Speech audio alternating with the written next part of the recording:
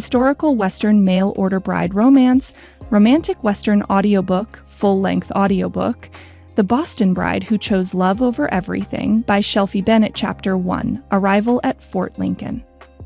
Eleanor Whitmore pressed her gloved hand against the stagecoach window as Fort Abraham Lincoln emerged from the Dakota prairie like a wooden island in an ocean of grass.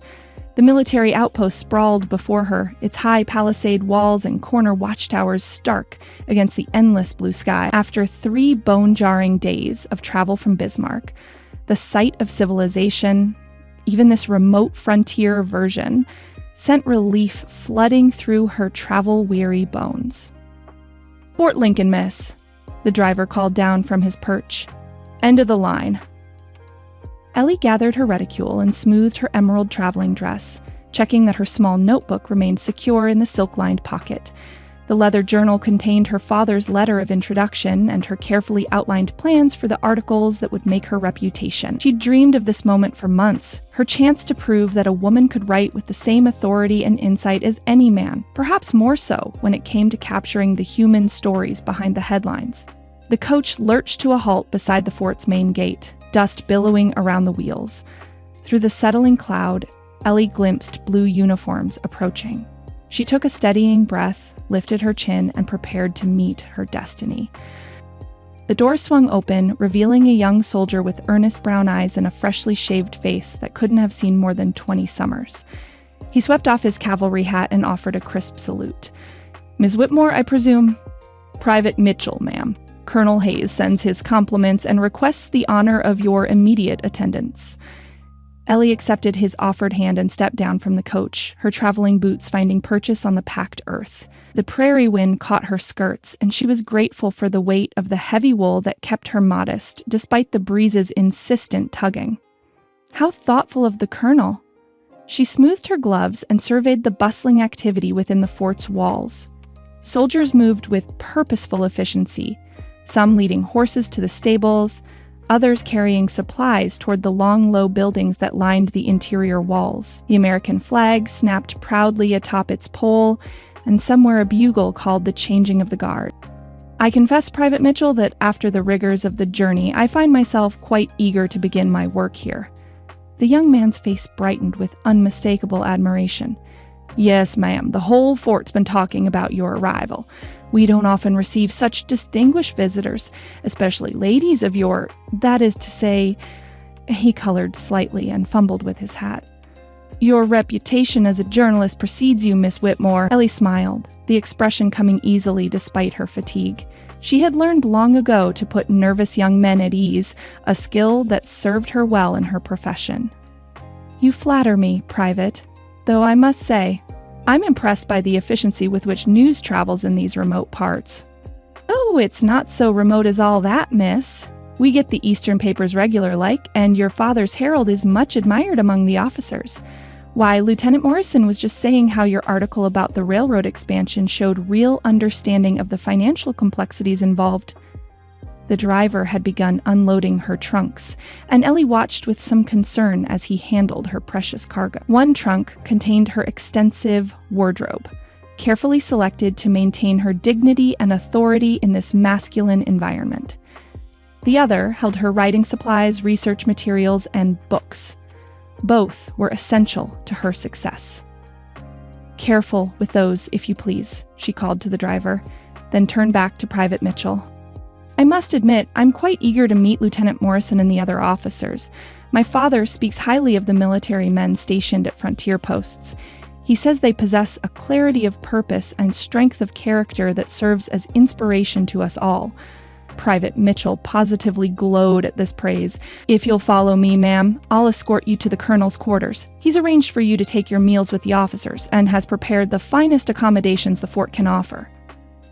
They passed through the main gate, and Ellie felt the weight of curious stares from every corner of the compound. Word of her arrival had indeed spread quickly. She kept her back straight and her expression pleasantly composed, aware that first impressions would color every interaction to follow. The interior of Fort Lincoln buzzed with controlled activity. To her left, the blacksmith's hammer rang against his anvil in steady rhythm. Ahead, a group of cavalry soldiers practiced mounting and dismounting, their spurs jingling with each movement. The scents of wood smoke, leather, and horses mingled in the crisp autumn air. "The colonel's quarters are just here, miss." Private Mitchell gestured toward a substantial log building with a covered porch and glass windows, luxuries that spoke of the commander's rank and the fort's relative importance. "Shall I see to your luggage?" "Please do, and thank you for your courtesy." Ellie paused at the bottom of the porch steps and looked back across the parade ground. "Tell me, Private, what should I expect to find here? I've read the military reports, of course, but I'm far more interested in the human stories, the daily lives of the men and families who make their home in this wilderness." The young soldier's expression grew thoughtful. "Well, ma'am, it's not an easy life. I won't lie to you about that. The winters are harsh, and there's always the worry about conflicts with the local tribes. But there's good men here, and they're doing important work keeping the peace and protecting the settlers." Ellie made a mental note of his hesitation regarding the tribes. Such delicate subjects would require careful handling in her articles, but they were precisely the sort of complex issues that would distinguish her work from the sensationalized accounts that filled too many Eastern newspapers. "I'm sure I'll find the reality far more nuanced than the headlines suggest," she said diplomatically. Before Private Mitchell could respond, the door to the colonel's quarters opened with authority. A man of perhaps 45 emerged, his blue uniform impeccable despite the frontier setting. Distinguished silver touched his dark hair at the temples, and his bearing spoke of years of command. This could only be Colonel Hayes. "Miss Whitmore." His voice carried the crisp tone of military precision, but his smile was genuinely warm. "Welcome to Fort Abraham Lincoln. I trust your journey wasn't too arduous?" Ellie mounted the steps and extended her hand, which he took with proper decorum. "Colonel Hayes, the pleasure is entirely mine. Your reputation for maintaining order in these challenging circumstances has reached all the way to Boston." "You honor me, miss, though I suspect you'll find our little outpost rather different from what you're accustomed to in civilized society."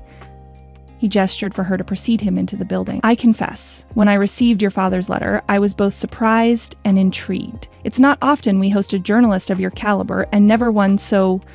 He paused diplomatically. "So female," Ellie supplied with a knowing smile as she stepped into the colonel's office.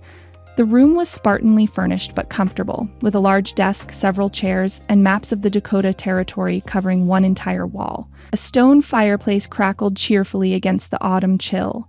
Colonel Hayes chuckled, closing the door behind them. "I was going to say distinguished, but yes, your gender does make this somewhat unprecedented. I'll speak plainly, Miss Whitmore. Some of my officers were skeptical about housing a young lady, concerned about the propriety and the potential complications." Ellie settled into the chair he indicated, arranging her skirts carefully. She had expected this conversation and had prepared for it thoroughly. "Colonel, I appreciate your directness, and I hope you'll allow me to be equally frank. I understand that my presence here is unusual, but I assure you that my professional reputation has been built on my ability to conduct myself with absolute propriety while pursuing my journalistic duties. My father would hardly have sent me into a situation that might compromise either my safety or my reputation." "Of course not, and I must say your credentials are impressive. The Herald is widely respected, and your articles about the railroad negotiations showed remarkable insight into complex political matters." "Thank you. I've found that people often speak more freely to a woman, particularly about the personal costs of public policies. Men will discuss strategy and politics with their male colleagues, but it's often their wives who understand the true human impact of those decisions." The colonel leaned back in his chair, studying her with obvious interest. "An intriguing perspective. And what human stories do you hope to uncover here, Miss Whitmore?" Ellie opened her reticule and withdrew her small notebook, the gesture deliberate and professional. "I'm interested in the daily realities of frontier military life, not just the official reports of skirmishes and supply lines, but what it means for a man to serve his country in isolation from family and familiar comforts. How do soldiers maintain morale through harsh winters? What are their relationships with the local settlers? How do they view their role in the ongoing negotiations with the Indian tribes? At the mention of the tribes, Colonel Hayes's expression grew more guarded. Those are delicate matters, Miss Whitmore. The situation with the Lakota is complex. I'm sure it is, and I have no intention of oversimplifying it for popular consumption. That's precisely why I'm here, rather than simply rewriting military dispatches from the comfort of my father's office in Boston. She met his gaze steadily. I believe the American people deserve to understand the true challenges facing our military and the people of this territory. Sensationalized accounts do a disservice to everyone involved. The colonel was quiet for a long moment, and Ellie sensed she was passing some sort of test. Finally, he nodded slowly. Your father spoke highly of your discretion as well as your talent. I think we can accommodate your research, though I'll need to approve any interviews with my officers. And there are certain topics that must remain confidential for security reasons. Naturally, I would expect nothing less. Excellent. Colonel Hayes rose and moved to a cabinet behind his desk. Now, let me offer you some refreshment. We may be on the frontier, but we try to maintain certain civilized standards. He produced a bottle of brandy and 2 glasses. Unless you'd prefer tea, I can have my orderly prepare some. Brandy would be lovely, thank you. Ellie accepted the glass he offered, noting the quality of both the liquor and the crystal. You've managed to create quite an oasis of refinement here, Colonel. One does what one can to maintain morale. He settled back into his chair and raised his glass. To your success, Miss Whitmore. May your articles serve to bridge the gap between the frontier and the civilization we serve. To truth and understanding, she replied, touching her glass to his. The brandy was excellent, warming her throat and settling her nerves. As the colonel began explaining the fort's daily routine and introducing the names of officers she would meet, Ellie felt a surge of excitement. This was exactly the opportunity she had dreamed of, a chance to tell stories that mattered, to illuminate the complexities of American expansion and the people who made it possible. A knock at the door interrupted their conversation. Enter, Colonel Hayes called. Private Mitchell appeared, looking slightly breathless. Begging your pardon, sir, but the ladies' accommodations are ready, and Lieutenant Morrison requests permission to pay his respects. Of course, send him in.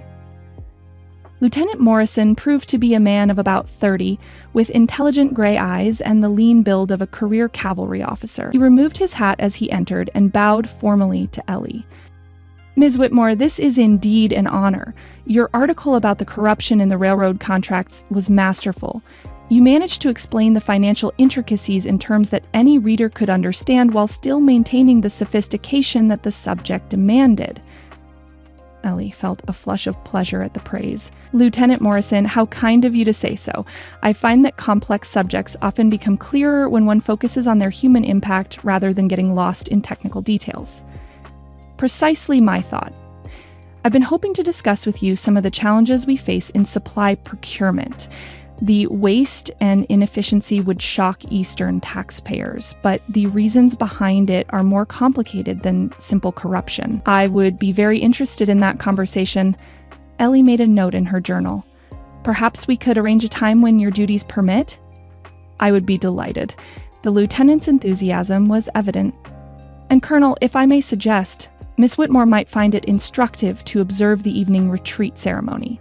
It demonstrates the discipline and precision that maintains order in this remote location. Colonel Hayes nodded approvingly.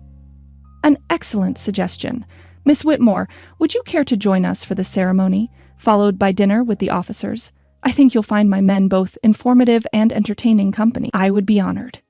Ellie closed her notebook and smoothed her skirts as she rose. Gentlemen, I must say that your warm welcome has far exceeded my expectations. I had feared that my arrival might be viewed as an intrusion. On the contrary, Lieutenant Morrison said with obvious sincerity, your presence is a reminder of the civilization we serve to protect. It's been far too long since we've had the pleasure of intelligent conversation with someone from the world beyond these walls. As they prepared to leave the colonel's quarters, Ellie reflected on the success of her first hours at Fort Lincoln. The officers were treating her with respect and genuine interest. Her credentials had opened doors that might have remained closed to a less established journalist. and she could already sense the wealth of stories waiting to be discovered. The prairie wind greeted them as they stepped onto the porch, carrying with it the vast loneliness of the frontier and the promise of adventures yet to come. Ellie pulled her shawl closer around her shoulders and lifted her face to the endless sky, feeling more alive and purposeful than she had in years. Whatever challenges lay ahead, she was ready to meet them. This was her moment, her chance to prove that a woman could chronicle the American frontier with all the authority and insight that such an important story demanded. As the bugle began to sound retreat across the parade ground, Eleanor Whitmore took her first confident steps toward the destiny she had traveled so far to claim. Chapter 2: First Encounters. The conference room had been transformed into something resembling a formal meeting space, though the rough-hewn log walls and simple wooden furniture reminded Ellie that she was far from the marble halls of Washington. Maps of the Dakota Territory covered one wall, their boundaries marked in different colored inks that told the story of an ever-changing frontier. She positioned herself in the corner with her notebook and pen, grateful for Colonel Hayes's permission to observe the proceedings. The delegation should arrive within the hour, Lieutenant Morrison informed her, adjusting his dress uniform with nervous precision. These negotiations have been months in the making. Ellie dipped her pen and made a careful note about the preparations she witnessed. The attention to protocol impressed her. Even here in the wilderness, these men understood the importance of ceremony and respect in diplomatic affairs. She had expected frontier officers to be rough around the edges, but Colonel Hayes's command clearly maintained standards that would be acceptable in any eastern capital. "What exactly will be discussed today?" she asked, looking up from her writing. "Mostly matters of boundaries and hunting rights," the lieutenant replied. "There have been some misunderstandings about which areas are open to settlers and which remain tribal lands. Nothing dramatic, you understand, but these details matter greatly to all parties involved." The careful way he spoke told Ellie that the situation was more complex than he was letting on, but she simply nodded and returned to her notes. She would observe first and ask probing questions later, when she had a better sense of the personalities and politics involved. The sound of horses approaching drew everyone's attention to the windows. Through the glass, Ellie could see a small group of riders entering the fort's main gate. 3 were clearly military escorts, but the other 2 were different. One, an older man with gray-streaked hair wearing a mixture of traditional and European clothing, and another whose appearance made her breath catch unexpectedly. The younger man sat his horse with unconscious grace, his long black hair catching the afternoon sunlight. Even from a distance, something about his bearing commanded attention. Not the rigid military posture of the soldiers, but a different kind of dignity altogether. "That would be Chief Standing Bear and his nephew," Lieutenant Morrison said, following her gaze. "The nephew serves as translator. He's quite educated, spent several years at a mission school." Ellie found herself watching as the younger man dismounted, his movements fluid and controlled. When he turned toward the building, she caught a glimpse of strong features and intelligent dark eyes before he disappeared from view. "Has he participated in these negotiations before?" she asked, pen poised over her notebook. "Several times.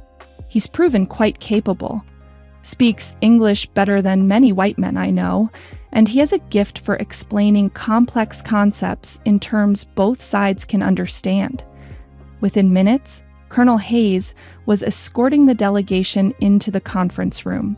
Ellie straightened in her chair, pen ready, determined to capture every nuance of what promised to be a fascinating glimpse into frontier diplomacy.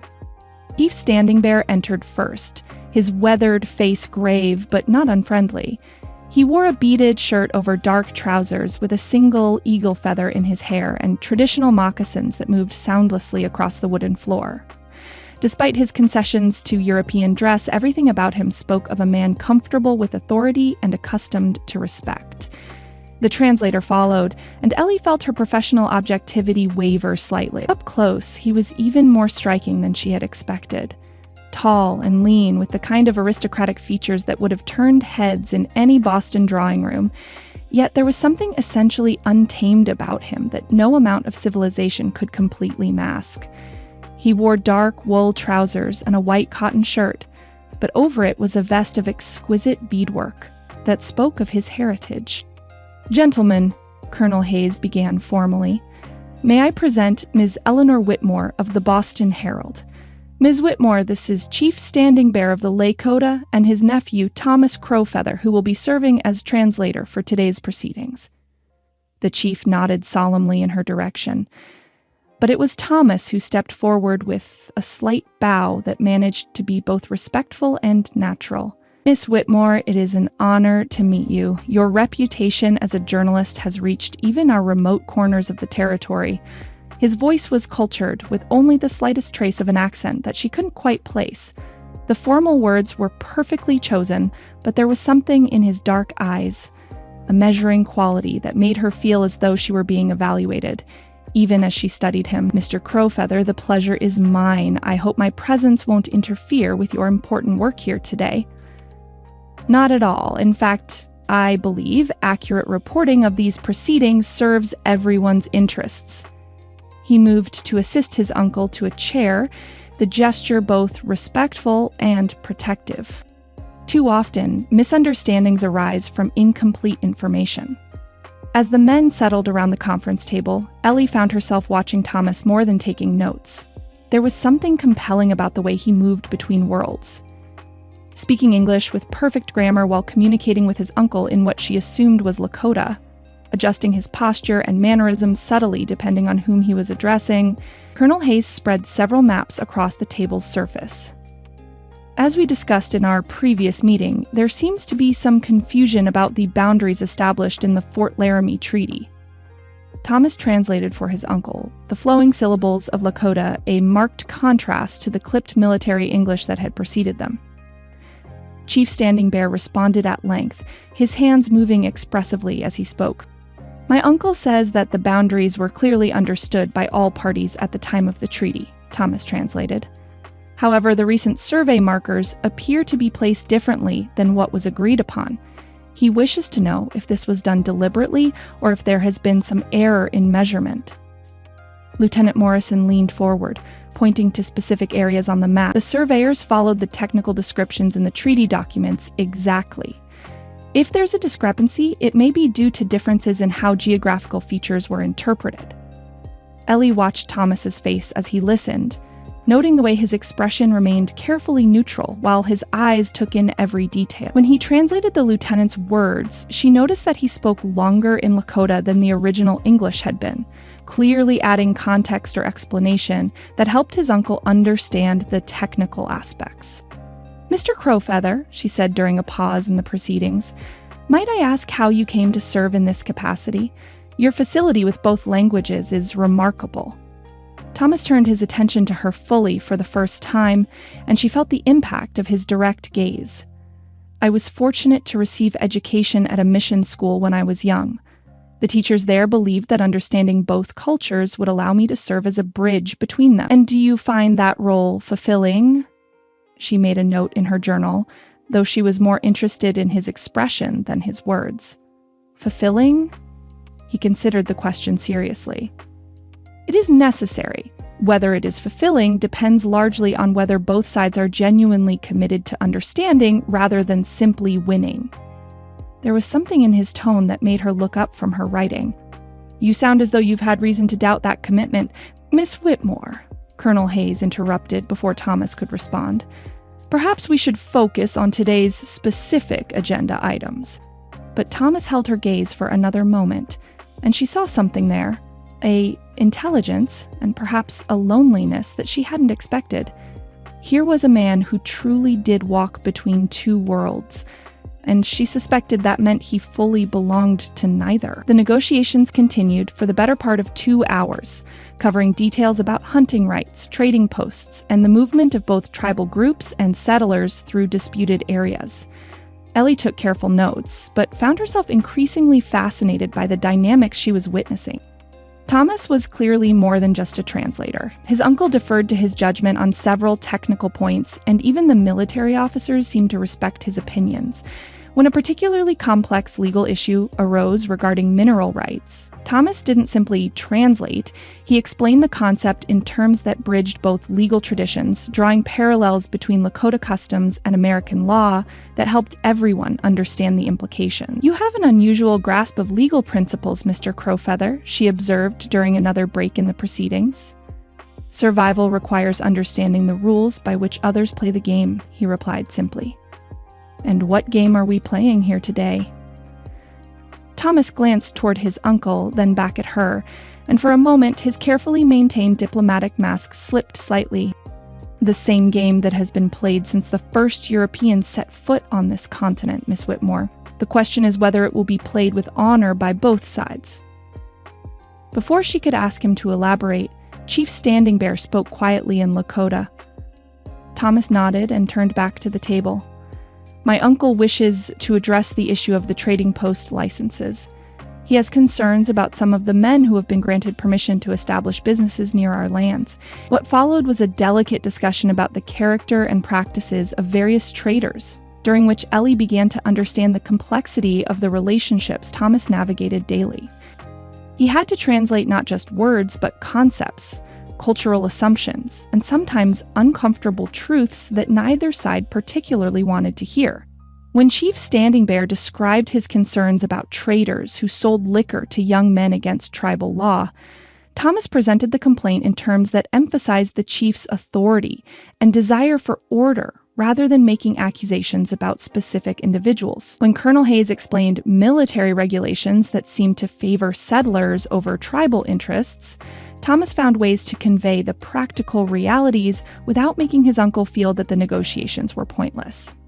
"You're quite skilled at finding diplomatic language for difficult truths," Ellie said quietly during a moment when the colonel and lieutenant were conferring over a map. Thomas looked at her with what might have been surprise. "You've been listening carefully." "It's my profession to listen carefully, and to recognize when someone is working very hard to make communication possible between people who don't necessarily want to understand each other." "That's a perceptive observation."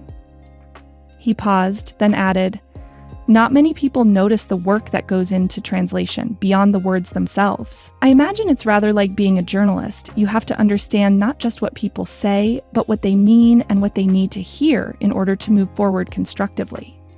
For the first time since the negotiations began, Thomas smiled, and the expression transformed his face completely. "I hadn't thought of the comparison, but you're quite right. Both professions require a certain amount of creative interpretation, and both require walking a careful line between truth and diplomacy." Indeed. His dark eyes held hers for a moment longer than propriety strictly allowed. "I suspect you understand that balance better than most journalists." The negotiations concluded with agreements on several minor issues and plans for future meetings to address the more complex problems. As the men shook hands and made their farewells, Ellie found herself hoping that she would have another opportunity to speak with Thomas. There were questions she wanted to ask, stories she sensed lay beneath the surface of his carefully controlled exterior. As the delegation prepared to leave, Thomas approached her chair. "Ms. Whitmore, if I may ask, what do you plan to write about today's proceedings?" She closed her notebook and considered her response carefully. "I think I'll focus on the importance of skilled translation in frontier diplomacy. Too often, Eastern readers assume that communication barriers are simply a matter of language, when in reality they involve entire worldviews that must be bridged." Thomas nodded slowly. That would be refreshing. Most newspaper accounts focus on conflicts and disagreements rather than the work that goes into preventing them. "Conflict makes for more dramatic headlines," Ellie admitted. "But I believe my readers are more intelligent than most editors assume. They're capable of appreciating the complexity of these situations if it's presented clearly." "I hope you're right." He hesitated, then said, "If you have questions about the cultural aspects of today's discussions, I would be willing to provide additional context. My uncle and I will be in the area for several more days." Ellie felt a flutter of anticipation that was entirely professional, she told herself firmly. "That's very generous of you." "I confess, I would appreciate the opportunity to better understand the Lakota perspective on these negotiations. Then perhaps we can arrange a time that would be convenient for you. I would like that very much. She rose from her chair, smoothing her skirts. Thank you for the offer, Mr. Crowfeather, and thank you for the fascinating glimpse into your work today. He bowed slightly, that same natural gesture that seemed to blend respect with innate dignity. The pleasure was mine, Miss Whitmore. I looked forward to our conversation. As Thomas rejoined his uncle and they left the conference room, Ellie realized that she had learned far more today than she had expected. Not just about frontier diplomacy or treaty negotiations, but about the kind of person it took to bridge the enormous gaps between cultures that barely understood each other. She gathered her materials and prepared to return to her quarters, already composing the opening paragraphs of her article in her mind.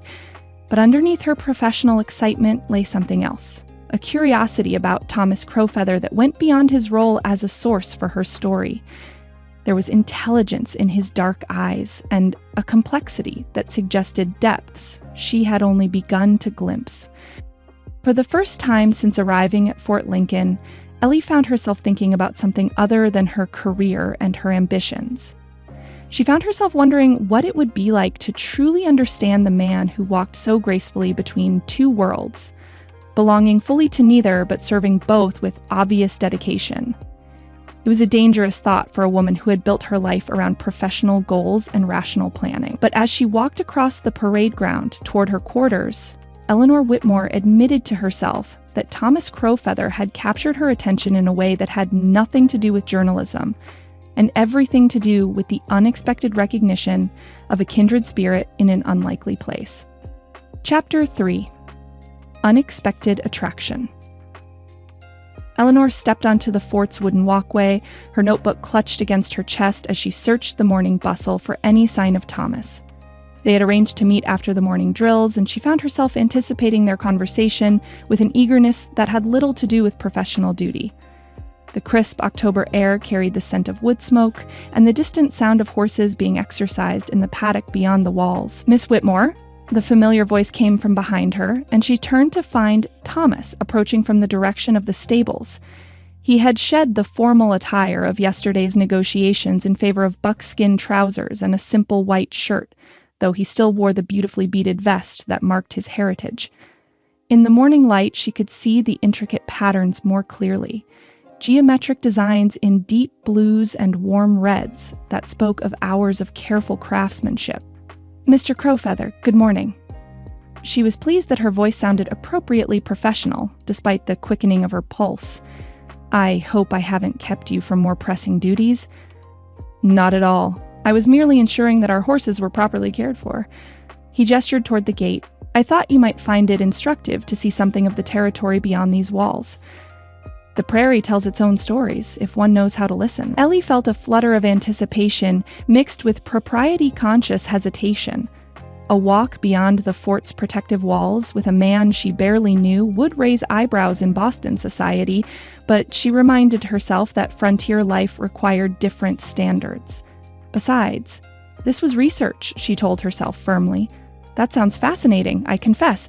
I've seen little of the landscape beyond what was visible from the stagecoach windows. Thomas nodded toward Private Mitchell, who was standing guard duty nearby. With the private's permission, of course. We won't venture far from the fort. Private Mitchell straightened with obvious pleasure at being consulted. Of course, sir. Miss Whitmore, you'll find Mr. Crowfeather knows this country better than most. You'll be quite safe. As they walked through the main gate, Ellie found herself stealing glances at her companion. In the formal setting of yesterday's negotiations, Thomas had seemed controlled and diplomatic. Here, moving with easy familiarity across the prairie grass, he appeared more relaxed, more himself somehow. You mentioned that the prairie tells stories, she said, stepping carefully around a cluster of prickly pear cactus. What do you mean by that? Thomas paused beside a slight rise in the ground and knelt to examine something she couldn't see. Every mark on the land has meaning, if you understand the language. This depression, for instance, he pointed to what appeared to be nothing more than a shallow dip in the earth. Buffalo Wallow. The herd that made this was here perhaps 2 weeks ago, moving south toward winter grazing. Ellie knelt beside him, genuinely intrigued. How can you possibly determine that? The grass is beginning to recover, but see how it's still pressed down in the center? And here. He indicated tiny hoofprints, barely visible in a patch of softer earth. The tracks haven't been completely erased by wind and weather, but they're fading. In another week, they'll be gone entirely. She made a note in her journal, fascinated by this glimpse into knowledge she had never imagined. What else can you read in the landscape? Thomas rose and offered his hand to help her to her feet. The brief contact sent an unexpected warmth through her gloved fingers, and she noticed that he seemed reluctant to release her hand immediately. Many things. The plants tell us about water sources, soil quality, what animals pass through regularly. The way the grass bends shows prevailing wind patterns. Even the placement of prairie dog towns follows patterns that speak of underground water and soil conditions. They resumed walking, and Ellie found herself seeing the seemingly empty grassland with new eyes. What had appeared monotonous now revealed subtle variations in color and texture, patterns that hinted at the complex ecosystem Thomas was describing. In my culture, he continued, children learn to read these signs before they can read written words. It's a matter of survival, knowing where to find water, which areas provide the best hunting, where storms are likely to strike. That's remarkable. I've always prided myself on being observant, but I realized yesterday that I see only the surface of things here. She gestured toward the endless expanse of grass and sky. To me, this looks like an empty wilderness, but you're describing a library of information. Not empty at all, merely written in a language you haven't learned yet. Thomas stopped beside a cluster of tall sunflowers, their golden heads nodding in the breeze. My uncle would say that the land speaks to those who take time to listen. And what is it saying today? Thomas was quiet for a moment, his dark eyes scanning the horizon. The autumn is deepening, the grass is preparing for winter's sleep, and the animals are moving toward shelter. There's change coming. I can feel it in the wind. Something in his tone made Ellie look at him more closely. What kind of change? I'm not certain, but nothing stays the same forever, Miss Whitmore. Not even in places that seem timeless. They had reached a small creek lined with cottonwood trees, their leaves already touched with gold. Thomas gestured toward a fallen log beside the water. Perhaps we could rest here. I'd be happy to answer your questions about yesterday's negotiations. Ellie arranged her skirts carefully as she settled on the log, acutely aware of the impropriety of being alone with a man in such an isolated setting. Yet something about Thomas's presence felt safe rather than threatening. There was a gentleness in his manner that put her at ease, even as his proximity made her pulse quicken. I've been thinking about your role in those discussions, she began, opening her notebook. You're clearly more than just a translator. The officers defer to your judgment, and your uncle seems to rely on your counsel. Translation requires more than converting words from one language to another, Thomas replied, settling on a nearby boulder. Sometimes concepts don't exist in both languages, or they carry different meanings in different cultures. My job is to help both sides understand not just what is being said, but what is meant. That must be enormously challenging. And lonely. The observation seemed to surprise him. Lonely? To always be the bridge between two groups, never quite belonging fully to either. Ellie found herself speaking more personally than she had intended. I imagine it must be difficult to always be the one responsible for making others understand each other. Thomas was quiet for a long moment, his gaze fixed on the flowing water. I hadn't expected such insight from someone who's been here only 2 days. Perhaps it takes an outsider to recognize another outsider. The words slipped out before she could stop them, revealing more about her own feelings than she had meant to share. Are you an outsider, Miss Whitmore? You seemed quite at home with the officers yesterday. Ellie considered how to answer honestly without revealing too much. I've spent my life trying to prove that a woman can succeed in a man's profession. That requires a certain amount of careful positioning. I'm accepted, but always as an exception rather than as a natural part of the world I work in. Ah, Thomas nodded slowly. Yes, I understand that feeling. to be valued for your usefulness while remaining fundamentally different from those around you. Their eyes met across the small space between them, and Ellie felt a moment of perfect understanding pass between them. Here was someone who truly comprehended the exhausting work of constantly adapting oneself to fit into spaces where one didn't naturally belong. "Tell me about your education," she said, partly to break the intensity of the moment and partly because she was genuinely curious. "The mission school you mentioned, what was that like?" Thomas picked up a smooth stone and turned it over in his hands. "Strange. Wonderful. Difficult. I was 7 when my mother sent me there, convinced that understanding the white man's ways would help our people survive what was coming. That must have been frightening for a child. Terrifying," he admitted with a slight smile. "I spoke no English, knew nothing of their customs or beliefs. The teachers were kind, mostly, but they were determined to remake me into something I wasn't. They cut my hair, made me wear their clothes, forbade me to speak Lakota, even with other Indian children." Ellie felt a pang of sympathy at the image of a young boy stripped of everything familiar. "How did you bear it?" "I learned to live in 2 worlds simultaneously. During the day, I was takoda. I learned to read and write, studied mathematics and history, memorized Bible verses. At night, in my dreams, I was still takoda, riding across the prairie with my father, listening to my grandmother's stories. Takoda, my birth name. It means friend to all." He tossed the stone into the creek, where it disappeared with a soft splash. "Perhaps my grandmother was prophetic, though I sometimes wonder if being everyone's friend means being no one's true companion." The note of sadness in his voice touched something deep in Ellie's chest. "Do you regret the education? The time away from your people?" "No," he said after a pause. "It gave me tools that I can use to help my uncle navigate negotiations like yesterday's. But there are times when I feel caught between worlds, too educated for some of my people to fully trust, too Indian for whites to accept completely. Yet you seem to have found a way to be valuable to both sides. Value, yes, but acceptance? True belonging?" Thomas shook his head. "That's rarer." Ellie found herself wanting to offer comfort, though she wasn't sure what form it should take. "I think true belonging is rarer than most people realize, regardless of their circumstances.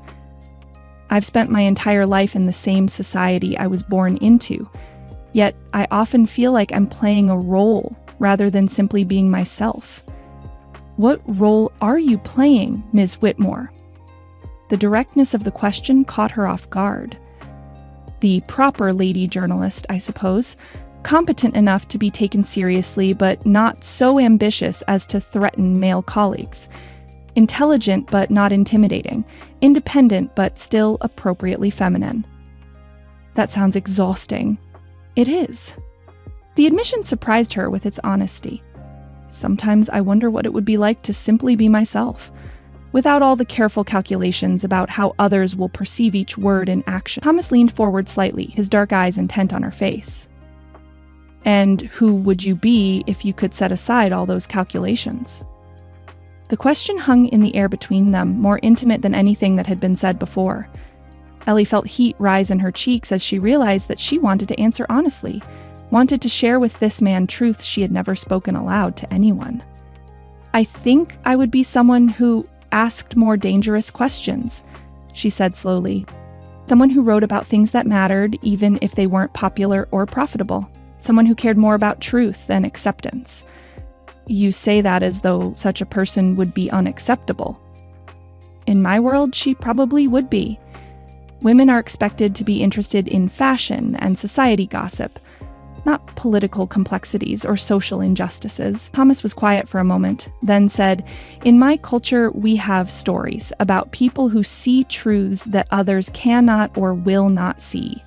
They're often lonely figures because truth can be uncomfortable, but they're also essential. They help the tribe understand what it might otherwise miss." That's a beautiful way to think about it. Perhaps you're one of those truth seers, Ms. Whitmore. Perhaps that's why you feel like an outsider, because you see things others choose to ignore. The suggestion sent a warm glow through Ellie's chest. To have her deepest aspirations recognized and valued by someone who barely knew her felt like an unexpected gift. "What about you?" she asked. "If you could set aside the careful diplomacy, who would you be?" Thomas smiled, and again she was struck by how the expression transformed his face. "Someone who told the old stories without worrying about whether they would offend Christian sensibilities. Someone who could speak freely about what my people are losing as the world changes around us." "What kinds of stories?" "Creation stories, tales of heroes and tricksters and spirits that live in the land. Stories about the time before horses, when we followed the buffalo on foot. Legends about great chiefs and wise women and the prophecies they left behind." Ellie leaned forward, captivated. "Those sound fascinating. Why do they offend Christian sensibilities?" "Because they speak of different ways of understanding the divine, different relationships with the natural world. The missionaries taught that such stories were pagan superstitions that led souls away from salvation. But surely they're part of your cultural heritage? Even if one doesn't believe them literally, they must contain wisdom about how your people understood their place in the world."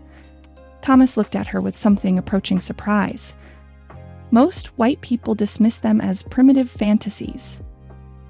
"Then most white people are missing something valuable." Ellie spoke with conviction born of genuine interest. Every culture's stories contain insights into human nature and our relationship with the world around us. To dismiss them is to impoverish our understanding of the human experience. "You truly believe that?" "I do. In fact, I think those stories might be exactly the kind of truth that deserves to be preserved and shared, even if, especially if, they challenge conventional thinking." For a long moment, they simply looked at each other across the small space between them. Ellie felt as though something significant was happening, though she couldn't quite name what it was. There was a connection forming between them that went beyond their roles as journalist and source, something that felt both dangerous and inevitable. The afternoon sun was beginning to slant lower, and Thomas rose from his boulder with obvious reluctance. "We should return to the fort. Your absence will be noticed soon." Ellie gathered her notebook and allowed him to help her to her feet, again noticing the warmth of his touch through her gloves. As they began the walk back across the prairie, she found herself hoping that this would not be their last private conversation. "Mr. Crowfeather," she said as they approached the fort's walls, "would you be willing to share some of those stories with me? For my articles, I mean. I think Eastern readers would benefit from understanding the richness of Lakota culture." Thomas paused just outside the main gate, his expression thoughtful. "That's a generous offer, Miss Whitmore, but such stories are sacred to my people. I would need to consider carefully how they might be shared respectfully. Of course, I wouldn't want to trivialize or misrepresent anything important to your culture." "I believe you wouldn't," he said quietly. "Perhaps we can find a way to share some of the wisdom without violating the sacred trust." As they passed through the gate and returned to the bustling world of the fort, Ellie felt as though she was emerging from a different realm entirely. The afternoon had given her glimpses not only of the prairie's hidden complexities, but of Thomas's remarkable character. His intelligence, his gentleness, his deep connection to traditions that were foreign to her yet somehow compelling. More than that, she had felt understood in a way that was entirely new to her. For a few precious hours, she had been able to speak honestly about her aspirations and frustrations without fear of judgment or dismissal.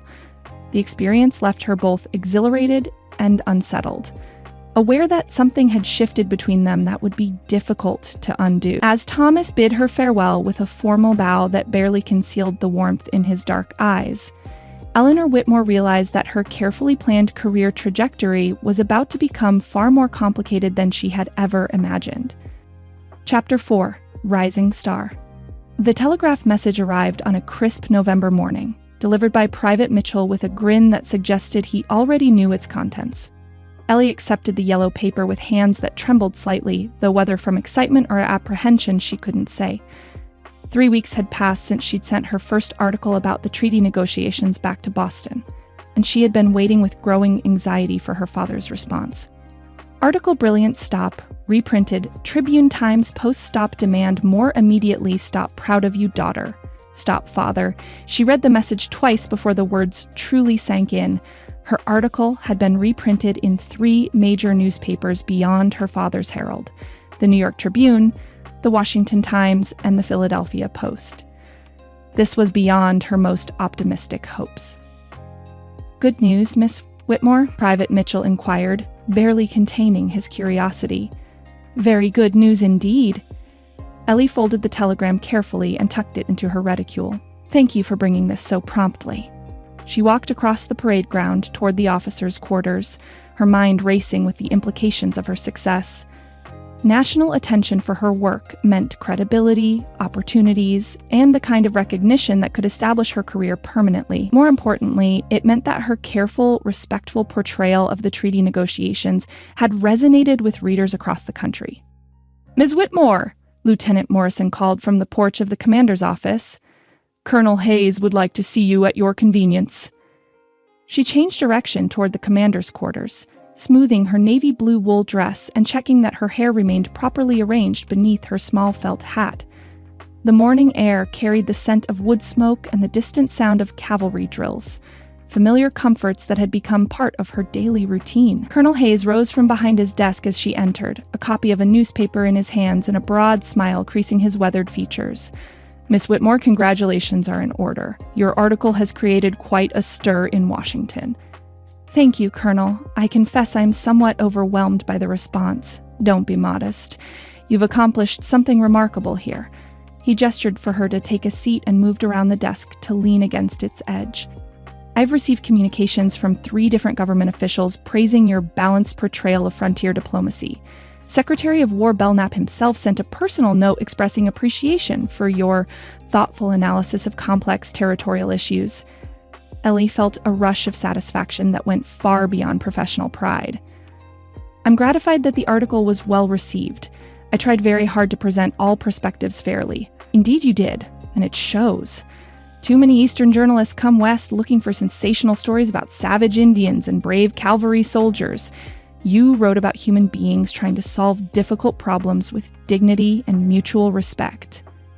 "Because that's what I observed, Colonel. The negotiations were conducted with remarkable professionalism by all parties involved." Colonel Hayes returned to his chair and picked up another document from his desk. "Speaking of which, I have a request that I think will interest you. Chief Standing Bear and his nephew have agreed to an extended stay in the area to work on several treaty implementation details. Young Crowfeather in particular has proven invaluable in helping us understand the practical implications of various provisions."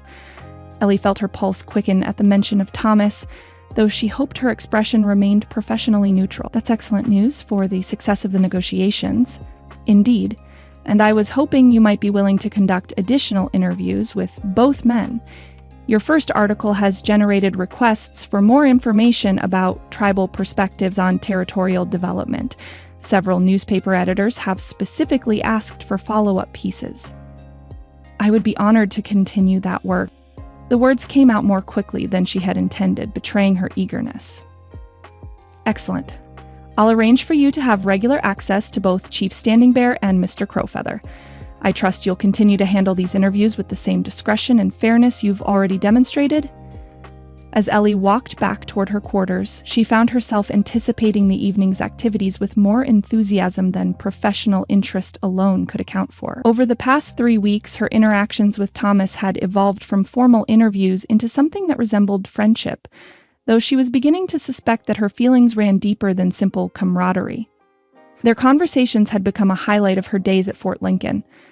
Thomas possessed a quick intelligence and a depth of knowledge that made every discussion fascinating, whether they were talking about Lakota customs, frontier politics, or books they had both read. More than that, he seemed genuinely interested in her thoughts and opinions, treating her as an intellectual equal in a way that was both refreshing and dangerously appealing. That evening, as had become their custom, they met for a walk around the fort's perimeter. The November air carried a sharp bite that spoke of winter's approach, and Ellie had wrapped her warmest shawl around her shoulders.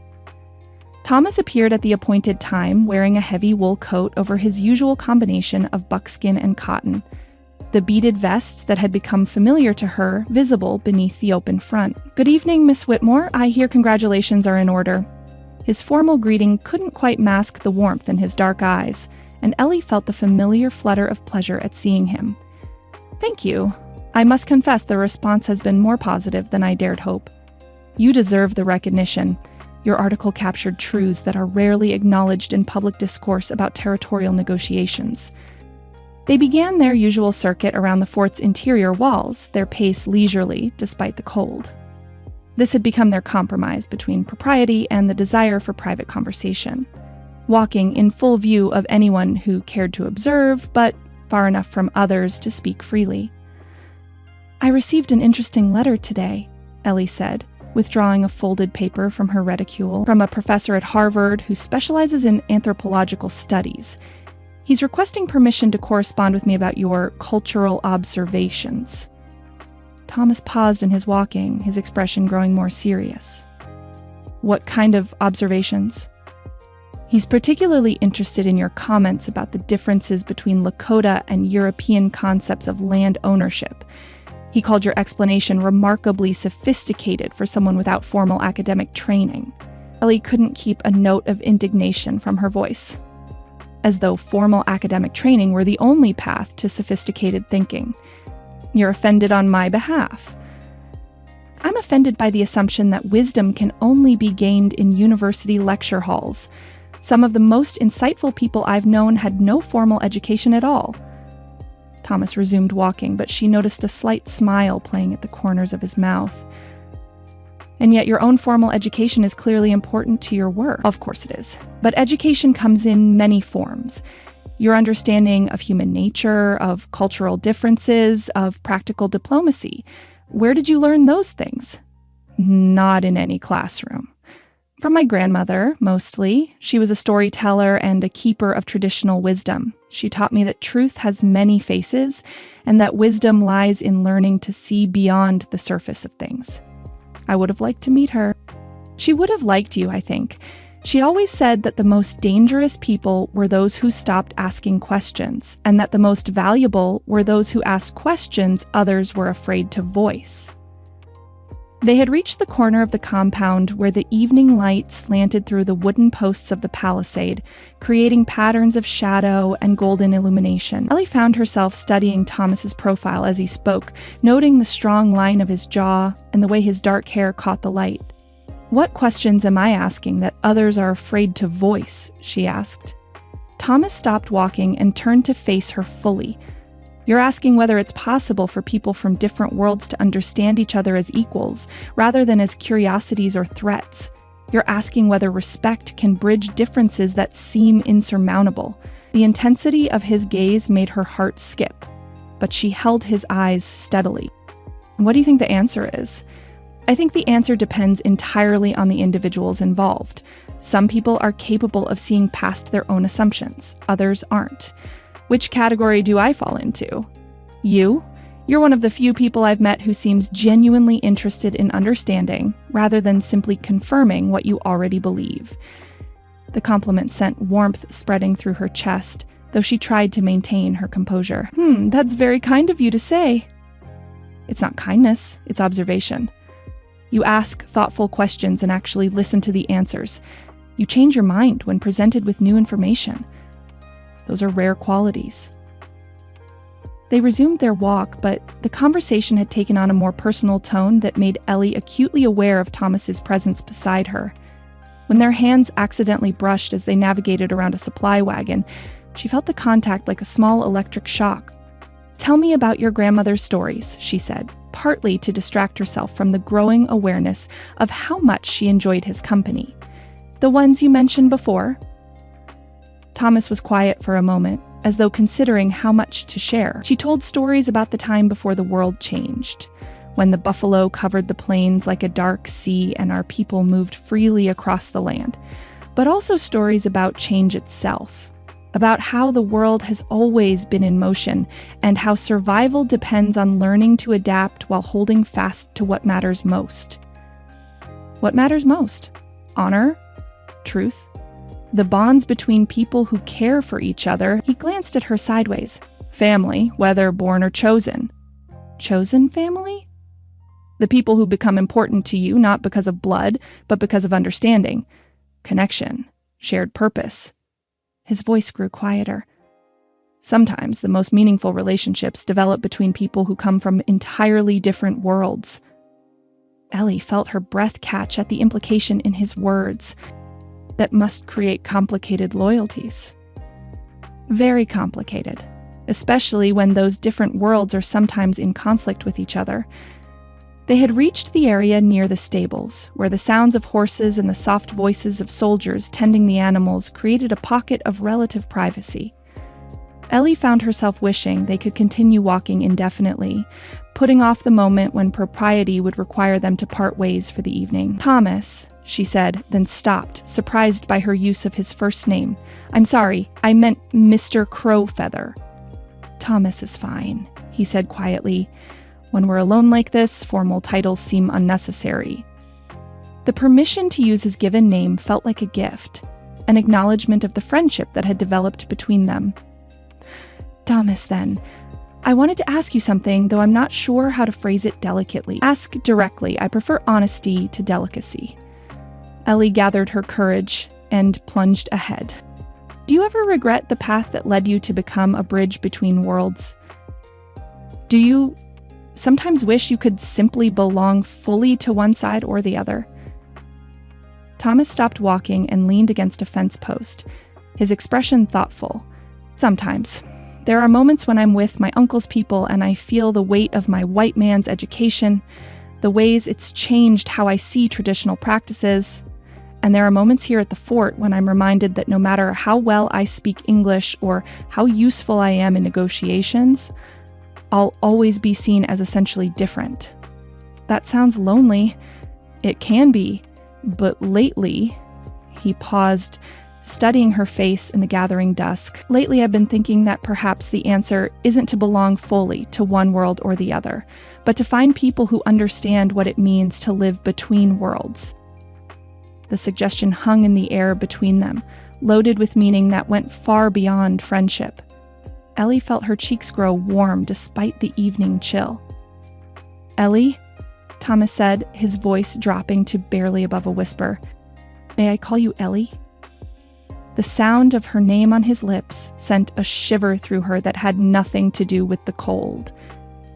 "Yes," she managed. "Ellie, I hope you know that our conversations have become very important to me, not just for professional reasons, but personally."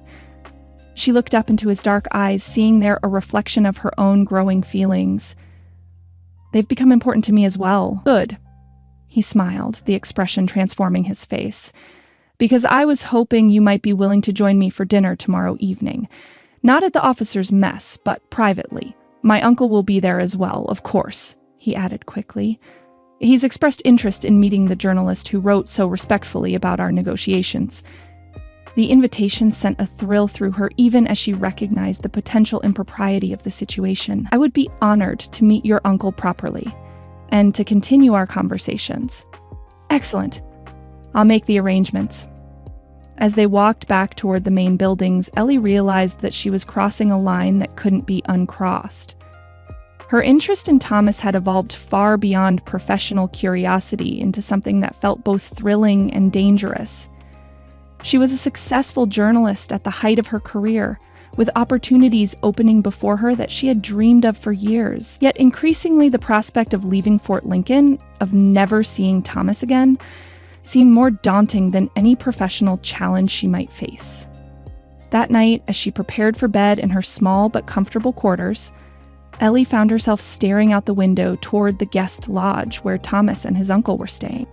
The building was dark, except for the faint glow of firelight in one window, and she wondered if Thomas was awake, thinking about their conversation as she was. She had come to Dakota Territory to make her reputation as a serious journalist. Instead, she was falling in love with a man whose world was so different from hers that she couldn't imagine how any relationship between them could possibly work. Yet, as she finally settled into bed, pulling the heavy quilts up to her chin against the prairie cold, Eleanor Whitmore found herself hoping desperately that she would find a way to bridge the gap between their different worlds, because losing what was developing between them seemed unthinkable, even if pursuing it might cost her everything she had worked so hard to achieve. Chapter 5, Pressure Mounts. The telegram arrived on a gray December morning, delivered with unusual urgency by a harried-looking Private Mitchell, whose expression warned Ellie that this message would bring unwelcome news. She accepted the yellow paper with steady hands, though her stomach clenched with foreboding as she recognized her father's urgent transmission style. Return Boston, immediately stop articles, causing political problems. Stop Senator Crawford threatening withdrawal advertising. Stop carry at stake, stop no choice. Stop Father Ali read the message 3 times before its full implications sank in. Senator Crawford was one of her father's most important political allies and the Herald's largest advertiser. If he was threatening to withdraw support over her articles about the treaty negotiations, it meant her careful, respectful portrayal of Lakota perspectives had been interpreted as dangerous sympathy for America's enemies. Miss Whitmore, Private Mitchell's concerned voice penetrated her shock. Is there anything I can do to help? No, thank you, just unexpected news from home. She folded the telegram and tucked it into her reticule with hands that trembled slightly. Is Colonel Hayes available? I need to speak with him urgently.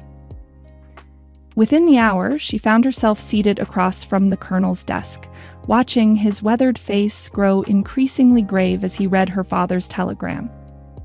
When he finished, he set the paper down carefully and leaned back in his chair. I'm sorry to hear this, Miss Whitmore. Your work here has been exemplary, both professionally and personally. Thank you, Colonel, but I'm afraid I don't understand why my articles would create political controversy. I was scrupulously fair in my reporting, presenting all perspectives without taking sides. Colonel Hayes picked up a newspaper from his desk and handed it across to her. This arrived yesterday with the mail from Washington. Perhaps it will clarify the situation. The headline made her breath catch. Herald journalist promotes savage interests. Eastern lady writer seduced by Indian propaganda. The byline belonged to Senator Crawford himself, and the article was a vicious attack on both her credibility and her patriotism. He's accusing me of being an Indian sympathizer, she said quietly, scanning the inflammatory language. Of undermining American territorial interests for the sake of primitive sentimentality. Senator Crawford has presidential ambitions, Miss Whitmore. Opposition to Indian treaty rights plays well with certain voter constituencies, particularly those invested in rapid territorial development. Ellie felt sick as she continued reading. Crawford had twisted her careful observations about Lakota cultural sophistication into evidence of dangerous naivety. Her respectful portrayal of Chief Standing Bear became proof of her inability to distinguish between civilized and savage peoples. Most damaging of all, he had somehow learned about her friendship with Thomas and was using it to suggest that her judgment had been compromised by inappropriate personal attachments. How could he possibly know about my conversations with Mr. Crowfeather? Colonel Hayes' expression grew uncomfortable. I'm afraid information travels quickly in political circles, particularly when it concerns potential scandals. Your evening walks with young Crowfeather haven't gone unnoticed, despite your careful adherence to propriety. We've done nothing improper.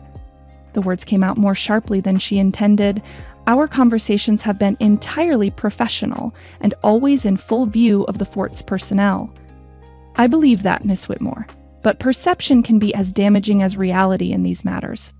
A young, unmarried woman spending time alone with an Indian man, even one as educated and respectable as Thomas, provides ammunition for those looking to discredit your work. Ellie stared at the newspaper in her lap, feeling the walls of her carefully constructed career beginning to crumble around her. So, my father wants me to return to Boston immediately. It appears so, and I'm afraid I have additional unwelcome news. I have received orders from Washington to limit Mr. Crowfeather's access to fort facilities and to suspend any further interviews between him and members of the press. The blow hit her like a physical force. They're blaming Thomas for my articles? There are concerns about the appropriateness of an Indian translator having such extensive contact with journalists. Questions have been raised about his loyalty and the possibility that he's been using his position to influence public opinion. Ellie felt a surge of protective anger on Thomas's behalf. That's absolutely ridiculous. Thomas has conducted himself with complete professionalism and integrity throughout our interactions. I agree. But my hands are tied, Miss Whitmore. Politics have a way of overriding common sense and basic fairness. She rose from her chair, clutching the damning newspaper. I need to speak with Thomas immediately. He should know what's happening before rumors reach him. Colonel Hayes nodded gravely. I'll arrange for a brief meeting, but Miss Whitmore, given the circumstances, it would be wise to keep your conversation strictly professional. Ellie found Thomas in the small cabin behind the main lodge where he had been staying with his uncle. The space was spartanly furnished, but neat, with traditional blankets folded carefully on a wooden cot, and his few possessions arranged with military precision. He rose when she entered, his expression immediately shifting to concern when he saw her face. Ellie, what's wrong? She handed him the newspaper without preamble, watching his dark eyes scan the headline and first paragraph. His expression remained carefully controlled, but she saw his jaw tighten as he read Crawford's accusations. I see, he said quietly when he finished. So our friendship has become a weapon against both of us.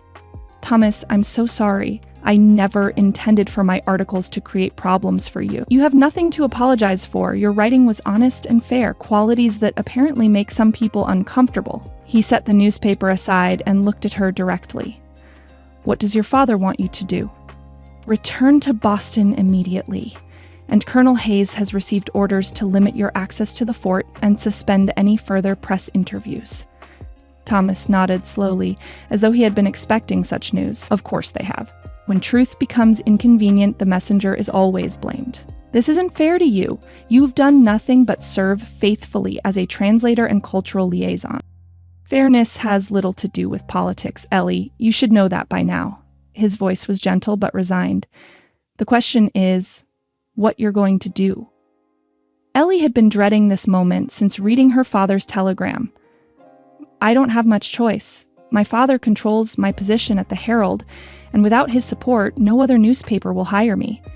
If I refuse to return to Boston, I'll be throwing away everything I've worked for. And if you do return? The question hung between them, loaded with implications they had both been avoiding. If I return, we probably won't see each other again. Thomas moved closer, his dark eyes searching her face. Is that what you want? No, she whispered, the admission torn from her heart. But I don't see any alternative. My career, my independence, my ability to support myself, everything depends on maintaining my father's backing. I understand. His voice was steady, but she could see the pain he was trying to hide. You've worked too hard to sacrifice everything for a relationship that was always unlikely to succeed. Don't say that. Tears were threatening now, despite her efforts to maintain composure. What we have isn't unlikely, it's real, but the world we live in makes it impossible. Thomas reached out and gently touched her face, his thumb brushing away a tear that had escaped despite her best efforts. The world we live in makes many good things impossible, Ellie. That doesn't make them less valuable for the brief time we can hold them. The tenderness in his touch and voice nearly undid her completely. I don't want to lose you. You won't lose me. What we've shared, our conversations, our understanding of each other, that will always be part of who you are. Distance can't erase the connection we've discovered. A knock at the door interrupted their painful conversation. Chief Standing Bear entered, his weathered face grave as he spoke rapidly in Lakota to his nephew. Thomas replied in the same language, their exchange growing increasingly intense. What's he saying? Ellie asked when they paused. Thomas turned back to her with obvious reluctance. He's heard rumors from some of the young warriors that I've been spending too much time with white people and neglecting my duties to our people. There are questions being raised about my loyalty on both sides now.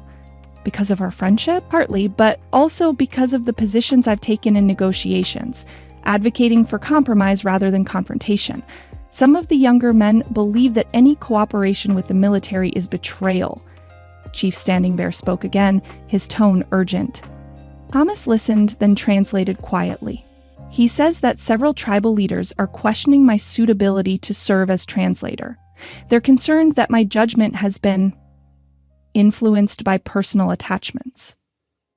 The words hit Ellie like a physical blow. Not only was her career being destroyed by their relationship, but Thomas was facing suspicion and potential rejection from his own people. The unfairness of it made her want to scream with frustration. So we're both being punished for developing a friendship based on mutual respect and understanding, she said bitterly. Welcome to the reality of living between two worlds, Thomas replied with dark humor. Sometimes both sides decide you can't be trusted. Chief Standing Bear spoke again, this time directing his words to Ellie. Thomas hesitated before translating them. He says that he has great respect for you personally, but that he believes it would be best for everyone if you return to your people soon. The situation is becoming dangerous for all concerned. Ellie felt the last of her resistance crumble. Even Thomas's uncle, who had treated her with kindness and respect, was essentially telling her to leave. The message was clear. Her presence was creating problems that threatened people she had come to care about deeply. Then I suppose the decision has been made for me, she said quietly. I want you to know that these past months have been the most meaningful of my life. Whatever happens next, I will never regret the time we've had together. Nor will I. She looked up into his dark eyes, memorizing every detail of his face. But I wish things could have been different. So do I. But wishing doesn't change the world we live in. Chief Standing Bear spoke again, more gently this time. Thomas nodded and turned back to Ellie. He says that sometimes the greatest act of love is knowing when to step away, to protect the other person from harm that your presence might cause. The wisdom in the old chief's words brought fresh tears to her eyes. He's right, isn't he? He usually is. Thomas's voice was thick with emotion he was trying to control. My uncle has seen many changes in his lifetime. He understands the cost of trying to force two incompatible worlds to merge. Another knock at the door announced Colonel Hayes' arrival. His face was sympathetic but firm as he addressed them both. I'm sorry to interrupt, but Miss Whitmore, the evening stage to Bismarck is leaving in 2 hours. If you're planning to catch tomorrow's eastbound train, you'll need to be on it. The colonel's words made everything suddenly, brutally real. In 2 hours, she would leave Fort Lincoln forever. She would return to Boston, salvage what she could of her career, and try to rebuild her life without the man who had become the most important person in her world. I understand, she managed. I'll gather my things immediately. As she turned to leave, Thomas caught her hand gently. Ellie, wait. He reached into his pocket and withdrew a small object wrapped in soft leather. I want you to have this. She unwrapped the leather to reveal a small carved stone, a horse running with its mane flowing in the wind. The workmanship was exquisite, every detail perfect despite the stone's tiny size. It's beautiful, she whispered. My grandmother made it for me when I left for the mission school. She said it would remind me that no matter how far I traveled or how much I changed, the spirit that made me who I was would always be free to run. I can't take something so precious to you. You're not taking it, I'm giving it to you. Keep it and remember that distance doesn't have to mean the end of everything. Sometimes it just means transformation. Ellie closed her fingers around the small carving, feeling its smooth warmth against her palm. Thank you for this and for everything else you've given me. Thank you for seeing me as more than just a curiosity or a political symbol. Thank you for treating my people's traditions with respect instead of dismissing them as primitive superstitions. The finality in his words made it clear that this was goodbye. Ellie looked around the small cabin one last time, trying to memorize every detail of this moment, then forced herself to walk toward the door. At the threshold, she turned back once more. Thomas stood in the center of the room, tall and dignified despite the pain she could see in his eyes. Behind him, Chief Standing Bear watched with the grave compassion of someone who had witnessed many partings and understood their necessity. "Goodbye, Thomas," she whispered. "Goodbye, Ellie. May your path lead you to happiness, wherever it takes you." As she walked across the fort's parade ground toward her quarters, Eleanor Whitmore felt as though she was leaving part of her soul behind. The small carved horse seemed to burn against her palm, a tangible reminder of what she was giving up for the sake of a career that suddenly felt hollow and meaningless. But she had no choice. The world they lived in had made its judgment clear. Love between people from different worlds was not only impossible, it was dangerous. And as much as it broke her heart to accept that reality, she couldn't allow her selfish desires to destroy the lives of others. In 2 hours, she would begin the journey back to the life she had built before coming to Dakota Territory. But she knew with absolute certainty that the woman who boarded that stage would be fundamentally different from the one who had arrived at Fort Lincoln with such grand ambitions just months before. The question was whether the person she had become would be able to survive in the world she was returning to, or whether some essential part of her would always remain here on the prairie with a man whose love she could never have. Chapter 6. The Crisis. The sound of gunfire shattered the dawn stillness, jerking Ellie from restless sleep with her heart hammering against her ribs. She had been scheduled to depart on the afternoon stage, her trunks already packed and waiting beside the door. But the sharp crack of rifles somewhere beyond the fort's walls changed everything in an instant. She threw on her wrapper and rushed to the window, peering through the frost-etched glass toward the main gate. Soldiers were running across the parade ground, their blue uniforms dark against the snow that had fallen during the night. Commands rang out in the crisp air, but she couldn't make out the specific words from her quarters. A sharp knock interrupted her frantic observations. "Miss Whitmore." Private Mitchell's voice carried unusual urgency. "Colonel Hayes requests your immediate presence in his office." Ellie dressed quickly in her traveling dress, her fingers fumbling with buttons as more rifle shots echoed from beyond the fort's walls. Whatever was happening outside, the colonel's summons suggested it involved her somehow, a possibility that filled her with dread given the tensions of the previous day. She found Colonel Hayes' office in controlled chaos. Maps covered every surface, and 3 junior officers clustered around the desk while the colonel himself stood at the window, field glasses trained on something in the distance. His face was grim when he turned to acknowledge her arrival. "Miss Whitmore, I'm afraid we have a serious situation developing. Please, sit down." "Colonel, what's happening? Those gunshots." A patrol encountered a group of Lakota warriors approximately 3 miles northeast of here. Shots were exchanged, and I regret to report that there were casualties on both sides. Ellie sank into the indicated chair, her mind immediately racing to Thomas and his uncle. "How serious are the casualties?" 2 soldiers wounded, 1 seriously, and at least 1 Indian killed, possibly more. Colonel Hayes set down his field glasses and moved behind his desk. "The surviving warriors have withdrawn, but the situation remains volatile. I don't understand why you've asked me here. Surely this is a military matter." Colonel Hayes exchanged glances with Lieutenant Morrison before answering. "I'm afraid it's more complicated than that, Miss Whitmore. The patrol was acting on information about Indian movements in that area. Information that appears to have been derived from your recent articles." The words hit her like a physical blow. "What do you mean?" Lieutenant Morrison stepped forward, holding a folded newspaper. "Your second article, published last week, described traditional hunting patterns and seasonal migration routes. Captain Radley used those details to predict where Lakota hunting parties might be found." Ellie stared at the newspaper in horror. She remembered writing about the information Thomas had shared regarding his people's traditional territories, but she had been careful to present it as historical context, not current intelligence. "I never intended for that information to be used for military purposes." "Of course not," Colonel Hayes said quietly. "But the damage has been done, and I'm afraid there's more troubling news. Captain Bradley is claiming that his patrol was compromised, that someone had warned the Indians they were coming. warned them how. That's what we're trying to determine. But the captain is suggesting that Mr. Crowfeather may have learned of the patrol's plans and somehow communicated them to the warriors they encountered. Ellie felt the room spin around her. That's impossible. Thomas would never betray military operations.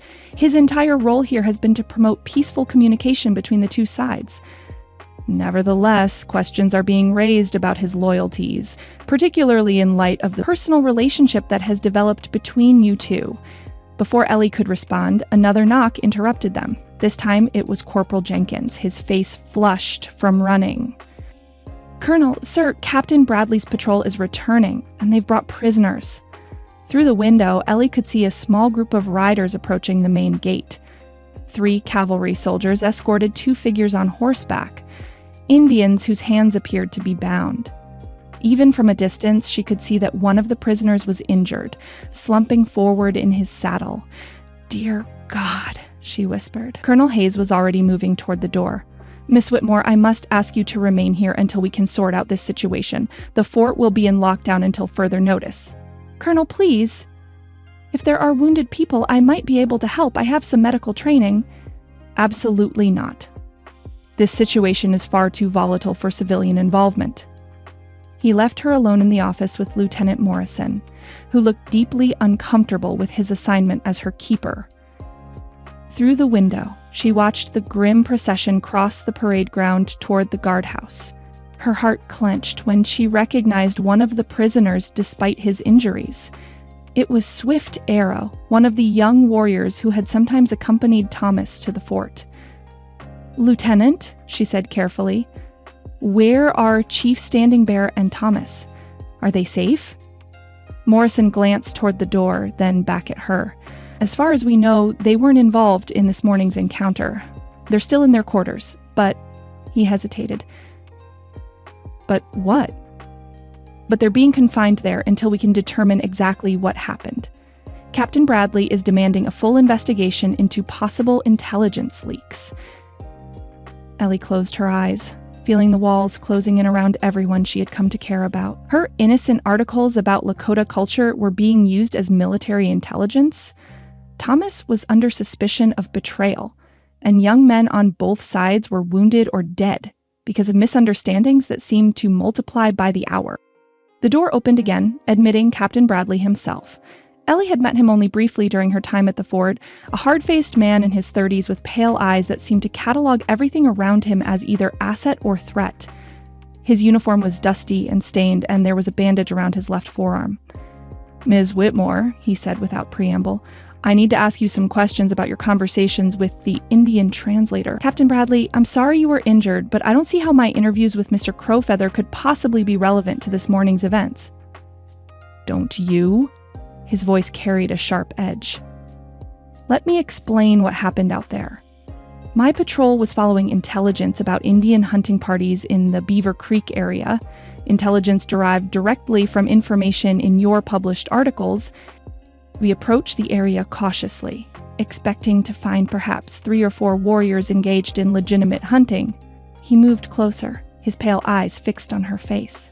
"Instead, we rode into what appeared to be an organized ambush. 6 warriors, armed and positioned as though they were expecting us. Someone had warned them we were coming. That doesn't mean Thomas, Mr. Crowfeather, was involved. Perhaps your patrol was simply observed by scouts as you approached. Possible, but unlikely. We used a route that should have been undetectable to casual observation.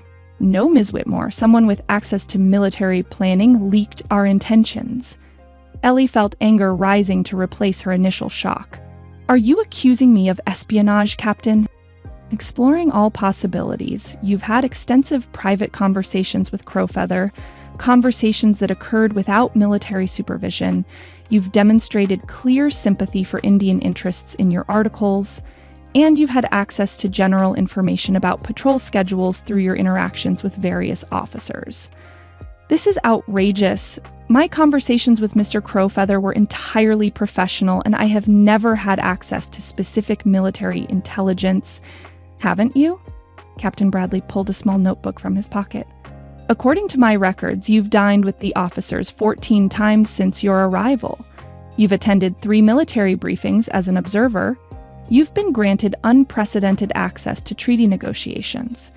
Are you telling me that operational matters were never discussed in your presence? Ellie realized with growing horror that her enthusiastic participation in fort life, her efforts to understand the complexity of frontier military operations, was now being twisted into evidence of potential espionage. General topics may have been mentioned, but never specific patrol plans or tactical details. Yet, somehow, information found its way to hostile Indians, and soldiers under my command paid the price. Lieutenant Morrison cleared his throat uncomfortably. Captain, perhaps we should wait for Colonel Hayes before continuing this questioning. The colonel asked me to begin gathering information immediately. Bradley turned back to Ellie. Miss Whitmore, I need you to account for your whereabouts and activities during the past 48 hours. Specifically, I need to know every interaction you've had with Crowfeather or any other Indians. Ellie's mind raced as she tried to remember her recent activities. I spent most of yesterday packing and saying farewell to various officers. I had one brief conversation with Comet Sinver, Mr. Crowfeather, in the evening, but it was purely personal in nature. Define personal. Heat flooded her cheeks. We discussed my departure and said our goodbyes. Where did this conversation take place? In his quarters, with his uncle present. Captain Bradley made a note in his book. How long did this conversation last? Perhaps 30 minutes? And what specifically was discussed? Private matters, Captain. Nothing related to military operations. I'll be the judge of that. Did Crowfeather ask about your travel plans? About when patrols might be scheduled? About which routes might be considered safe for civilian travel? No. The denial came out sharper than she intended. He asked nothing about military matters whatsoever. Yet within hours of your conversation, my patrol walked into what appears to have been a carefully planned ambush. Colonel Hayes returned at that moment, his expression thunderous as he took in the scene. Captain Bradley, I thought I made it clear that any questioning of Miss Whitmore would wait until I returned. Sir, with respect, soldiers under my command are wounded and possibly dying. I felt immediate action was necessary. Your feelings are noted, Captain. Now please wait outside while I speak with Miss Whitmore privately. After Bradley's reluctant departure, Colonel Hayes sank into his chair with obvious weariness. Ms. Whitmore, I apologize for the captain's aggressive approach. He's understandably upset about the casualties among his men. Colonel, surely you don't believe these accusations. I don't want to believe them. But I'm afraid the evidence is becoming difficult to ignore. Your articles did contain detailed information about Lakota movements and territories. You have developed personal relationships with Indians who may have conflicted loyalties. And there does appear to have been some sort of intelligence leak. Ellie felt her world crumbling around her. Everything I wrote was presented as historical and cultural context, not current intelligence. And Thomas has proven his loyalty repeatedly through his service as translator. Perhaps. But Miss Whitmore, I've just received a telegram from Washington. Senator Crawford is demanding a full investigation into your activities here, and he specifically mentioned the possibility of treason charges.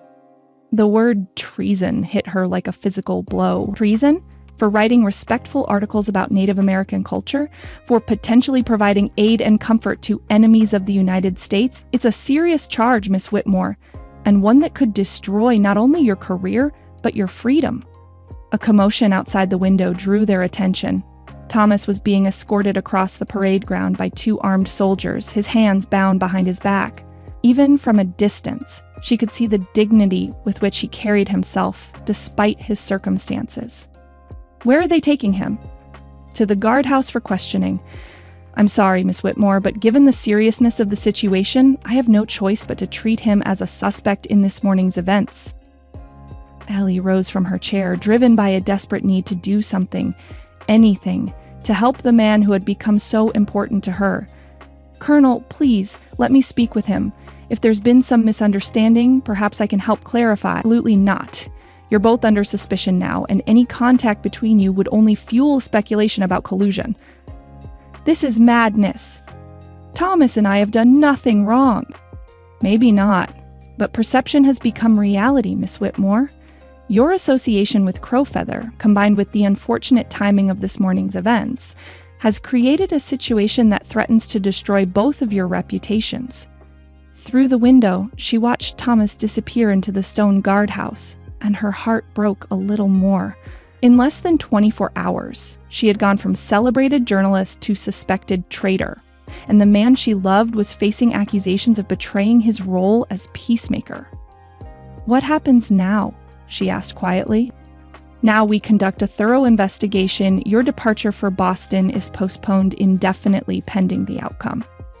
And Miss Whitmore, I strongly advise you to consider very carefully whether there's anything you haven't told us about your relationship with Crowfeather or your knowledge of Indian activities." As Colonel Hayes's words sank in, Eleanor Whitmore realized that her carefully planned life had just exploded into fragments around her. Her career, her reputation, her freedom, and her future were all now hanging in the balance, dependent on the outcome of an investigation into events she barely understood. But worst of all, the man she had come to love was facing accusations that could cost him everything, and there was nothing she could do to help him. The very relationship that had brought meaning and joy into her life had become the weapon being used to destroy them both. Outside the window, snow began to fall again, covering the fort in a blanket of deceptive peace, while underneath, the foundations of everything she had built were cracking beyond repair. Chapter 7. Choosing Love Over Career. The inquiry commenced at precisely 10 o'clock in the morning, conducted in the fort's largest room with the formal precision that military justice demanded. Ellie sat on a hard wooden chair facing a panel of 3 officers, feeling like a defendant in her own trial despite being officially classified as a witness. The morning light streaming through the windows cast harsh shadows across the assembled faces, and the air itself seemed weighted with judgment. Colonel Hayes served as presiding officer, flanked by Major Thompson from Fort Snelling and Captain Bradley, whose bandaged arm served as a visible reminder of the previous day's violence. Behind her, she could hear the shuffle of other witnesses and observers, including several newspaper correspondents who had arrived on the morning train. Her downfall, it seemed, would be as public as her brief triumph had been. "Miss Whitmore," Colonel Hayes began formally, "you are here to provide testimony regarding your interactions with the interpreter, Thomas Crowfeather, and any information that may have been shared during those interactions. You are reminded that this is an official military inquiry and that false testimony constitutes a serious offense." "I understand, Colonel." "Very well. Captain Bradley, you may proceed with your questions." Bradley rose from his seat, his pale eyes fixed on her with undisguised hostility. "Miss Whitmore, during your time at this fort, you conducted numerous interviews with the Indian known as Thomas Crowfeather. Is that correct?" "Yes."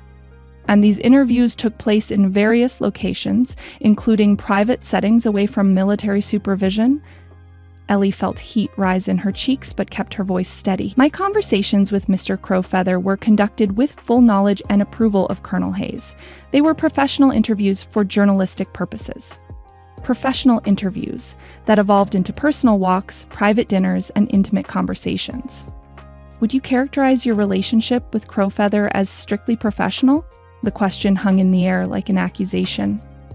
Ellie glanced toward Colonel Hayes, who nodded slightly, indicating she should answer honestly. "Mr. Crowfeather and I developed a friendship based on mutual respect and intellectual compatibility.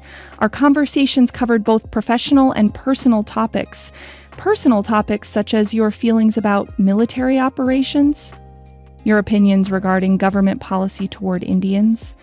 We discussed many subjects, Captain: literature, philosophy, cultural differences."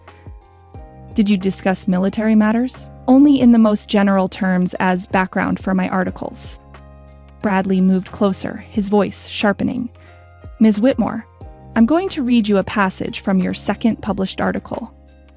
He withdrew a folded newspaper and opened it with deliberate ceremony. The seasonal hunting patterns of the Lakota follow ancient routes established over generations. During the autumn months, hunting parties typically range northeast of Fort Lincoln toward the Beaver Creek area, where game is abundant and water sources reliable. As he read her own words back to her, Ellie felt a chill of recognition. the Beaver Creek area, exactly where Captain Bradley's patrol had encountered the warriors. Do you recognize this passage, Miss Whitmore? Yes, it's from my article about traditional Lakota culture. And where did you obtain this specific information about hunting patterns and locations? From my interviews with Mr. Crowfeather as part of his explanation of his people's traditional way of life. So you're admitting that Crowfeather provided you with detailed intelligence about current Indian movements, which you then published in a national newspaper. No! The denial burst from her with more force than she'd intended. I published historical and cultural information, not current intelligence. There's a significant difference. Is there? Because my patrol used your published information to predict where we might encounter hostile Indians, and we walked directly into what appeared to be an organized ambush.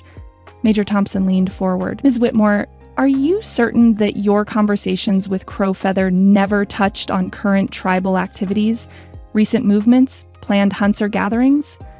Ellie searched her memory carefully. Thomas had mentioned that hunting parties were beginning to move toward winter territories, but he had presented it as general seasonal information, not specific intelligence about particular groups. Mr. Crowfeather may have mentioned general seasonal patterns, but never specific details about particular hunting parties or their locations. Yet your article contained very specific geographic references, Bradley pressed, references that proved remarkably accurate when it came to predicting where armed Indians might be found. Captain, with respect, the Lakota have been hunting in these territories for generations. Their seasonal patterns are well established and could be predicted by anyone with basic knowledge of the region. Could they also predict that those hunting parties would be armed and positioned as though expecting military contact? The accusation hit her like a physical blow. Are you suggesting that I somehow warned them about your patrol? I'm suggesting that someone did. And you've admitted to having private conversations with Indians whose loyalty is questionable at best. Thomas Crowfeather's loyalty is not questionable. The words exploded from her before she could stop them. He has served faithfully as translator and mediator, working tirelessly to prevent exactly the kind of misunderstanding that occurred yesterday.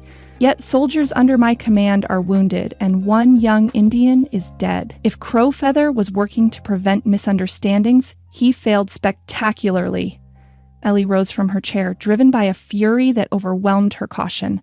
The only failure here is the failure of men like you to see past your prejudices and recognize that Thomas Crowfeather has done more to promote peace between our peoples than any of your military operations. Ms. Whitmore, please resume your seat, Colonel Hayes said sharply. No, Colonel, I will not resume my seat while a good man's character is being assassinated by innuendo and suspicion. She turned to face the assembled observers, including the newspaper correspondents who were scribbling furiously in their notebooks. Thomas Crowfeather is a man of integrity and honor who has dedicated himself to building bridges between cultures that barely understand each other. If anyone in this room has compromised the peace, it's those who choose to see enemies where they might find allies. Miss Whitmore, you are out of order, Major Thompson said sternly. This is a military inquiry, not a platform for political speeches. Political speeches? Ellie laughed bitterly. I'm defending a man whose only crime was trying to help two sides communicate with each other. If that's political, then perhaps the problem lies with the politics, not with the man. Captain Bradley's voice was icy with controlled anger. Ms. Whitmore, your emotional attachment to the Indian translator has clearly compromised your judgment. Your testimony here today only reinforces our concerns about your suitability to report on frontier matters. My emotional attachment? She wheeled to face him directly. Yes, Captain, I am emotionally attached to the truth. I am emotionally attached to fairness and justice, and I am emotionally attached to protecting good people from the kind of witch hunt you're conducting here. The room erupted in murmurs and shocked whispers. One of the newspaper correspondents was already heading for the door, undoubtedly rushing to file his story about the lady journalist's spectacular breakdown. Ellie realized dimly that she had just destroyed her career with her own hands. But the knowledge brought surprising relief rather than regret. Furthermore, she continued, her voice carrying clearly across the suddenly quiet room, I find it deeply disturbing that this inquiry has focused more on assigning blame than on understanding what actually happened. Have any of you bothered to question whether the warriors my patrol encountered were actually hostile, or whether they were simply defending themselves against what they perceived as an attack? Ms. Whitmore, Colonel Hayes said with obvious warning in his tone, you are treading on very dangerous ground. Am I, Colonel?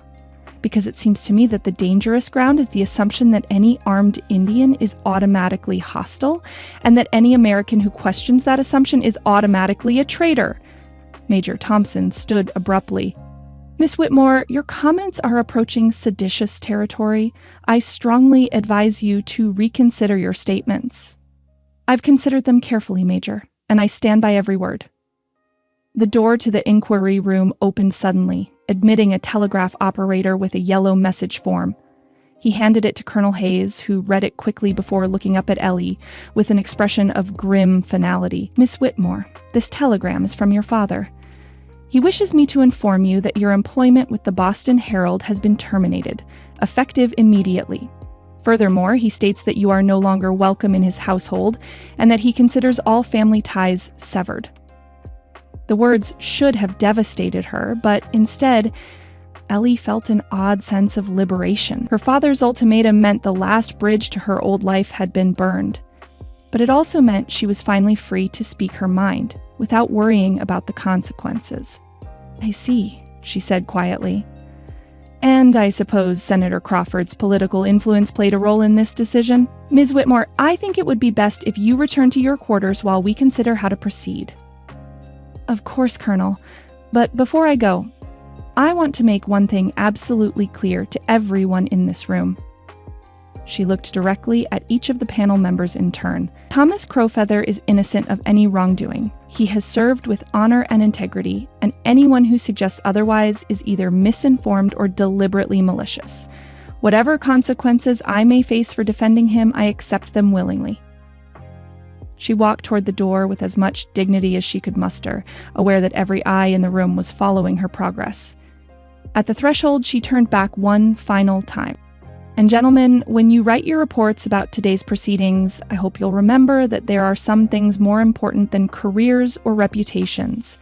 Truth is one of them, justice is another, and sometimes protecting the innocent requires sacrificing everything else.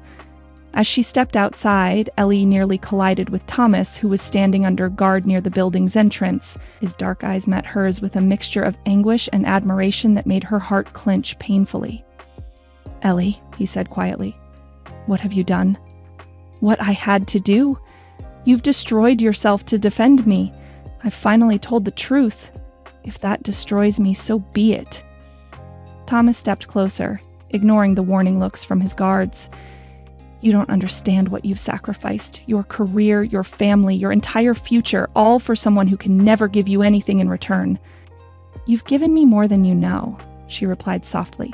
You've shown me what it means to live with integrity, even when it's difficult. You've taught me that some principles are worth any sacrifice.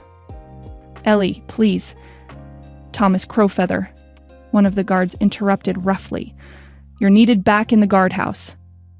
As the guards moved to escort him away, Thomas spoke urgently. Ellie, listen to me. What happened between us? It was a beautiful dream. But dreams don't survive in the real world. You need to find a way back to your old life, whatever it takes.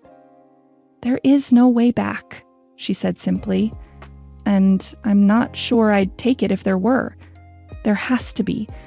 I won't be responsible for destroying your future. You're not responsible for anything except showing me who I really am underneath all the careful pretense. The guards were pulling him away now, but he called back over his shoulder. Ellie, forget me. Forget everything that happened here. Build a new life somewhere else, far away from this place. She watched until he disappeared around the corner of the guardhouse, then made her way slowly back to her quarters. The fort seemed different now, hostile eyes following her progress, whispered conversations falling silent as she passed. Word of her outburst at the inquiry had obviously spread quickly. In her small room, she sat on the narrow bed and stared at her packed trunks. Everything she had brought to Dakota Territory with such high hopes now seemed to belong to a different person. A woman who had believed that success meant gaining approval from men who would never truly respect her anyway. A soft knock interrupted her thoughts. She opened the door to find Mrs. Patterson, the colonel's wife, standing in the hallway with a concerned expression. "Ms. Whitmore, I heard about what happened at the inquiry.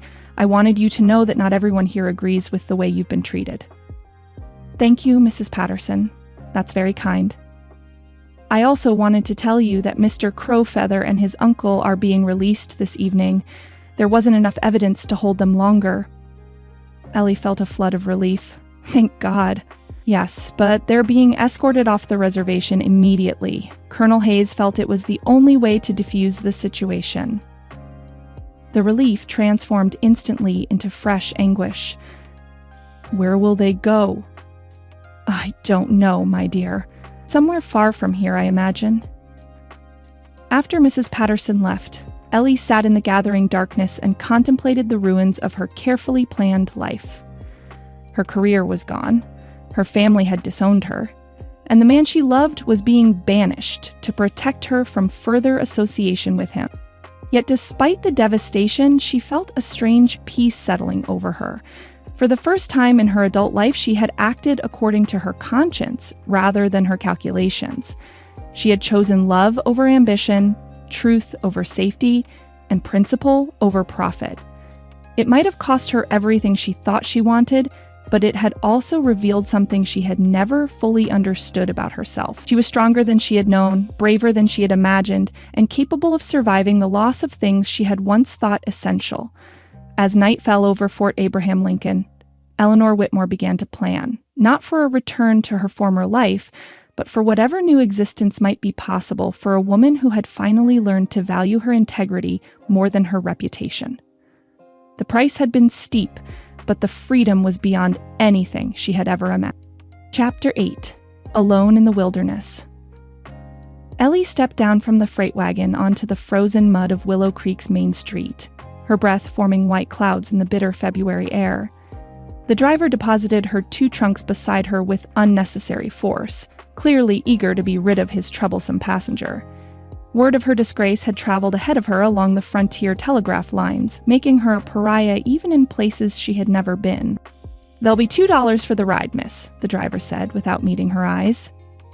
She counted out the coins from her dwindling purse, watching her precious resources disappear with each transaction. The train ticket from Bismarck had consumed most of her savings, and the wagon ride from the nearest rail station had taken another substantial bite. At this rate, her remaining funds would last perhaps 2 weeks. Willow Creek stretched before her like a collection of weathered wooden boxes scattered across the prairie, its single main street lined with false-fronted buildings that seemed to huddle together against the endless wind. A general store, a saloon with peeling paint, a blacksmith shop belching smoke into the gray sky, the essential elements of frontier survival reduced to their most basic forms. She had chosen this remote settlement precisely because of its isolation, hoping to disappear into anonymity while she figured out how to rebuild her shattered life. The town was too small to have its own newspaper, too insignificant to attract the attention of journalists seeking to chronicle her downfall. Here, she might have a chance to start over, without the weight of her past following every step. "You looking for someone in particular?"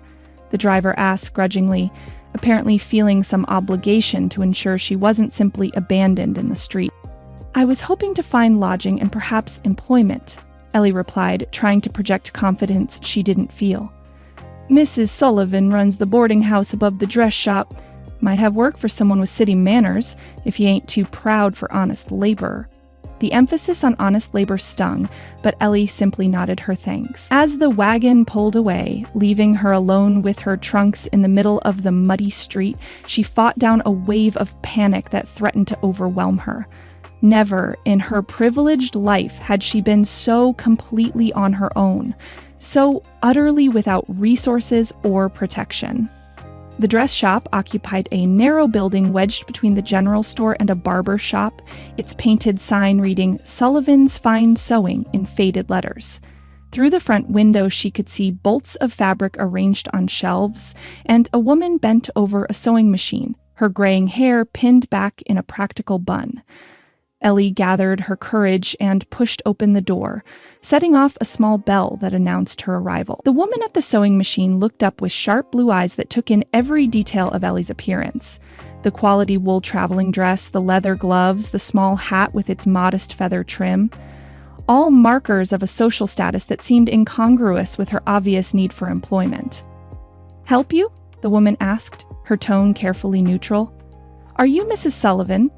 I was told you might have need of a seamstress." "Might.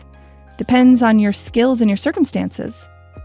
Mrs. Sullivan rose from her machine and approached, her scrutiny as thorough as any military inspection. "You don't look like someone who's done much sewing for hire. I have considerable experience with needlework, though I confess it's been for personal rather than commercial purposes." Ellie removed her gloves, revealing hands that were soft and uncalloused. Another mark against her in this practical woman's assessment. "I'm also literate and have experience with bookkeeping, if you need assistance with business records." "Literate, are you?" Mrs. Sullivan's eyes narrowed. "You wouldn't happen to be that newspaper lady who caused such a stir at Fort Lincoln, would you?" Ellie's heart sank. Even here, in this remote outpost, her reputation had preceded her. "I am Eleanor Whitmore, yes." "Thought so. Heard tell you made quite a spectacle of yourself defending that Indian fellow." Mrs. Sullivan's expression was unreadable. "Takes either considerable courage or considerable foolishness to throw away everything for a principle." "I'm still determining which it was," Ellie replied honestly. To her surprise, Mrs. Sullivan smiled, the first genuinely warm expression she had encountered since leaving Fort Lincoln.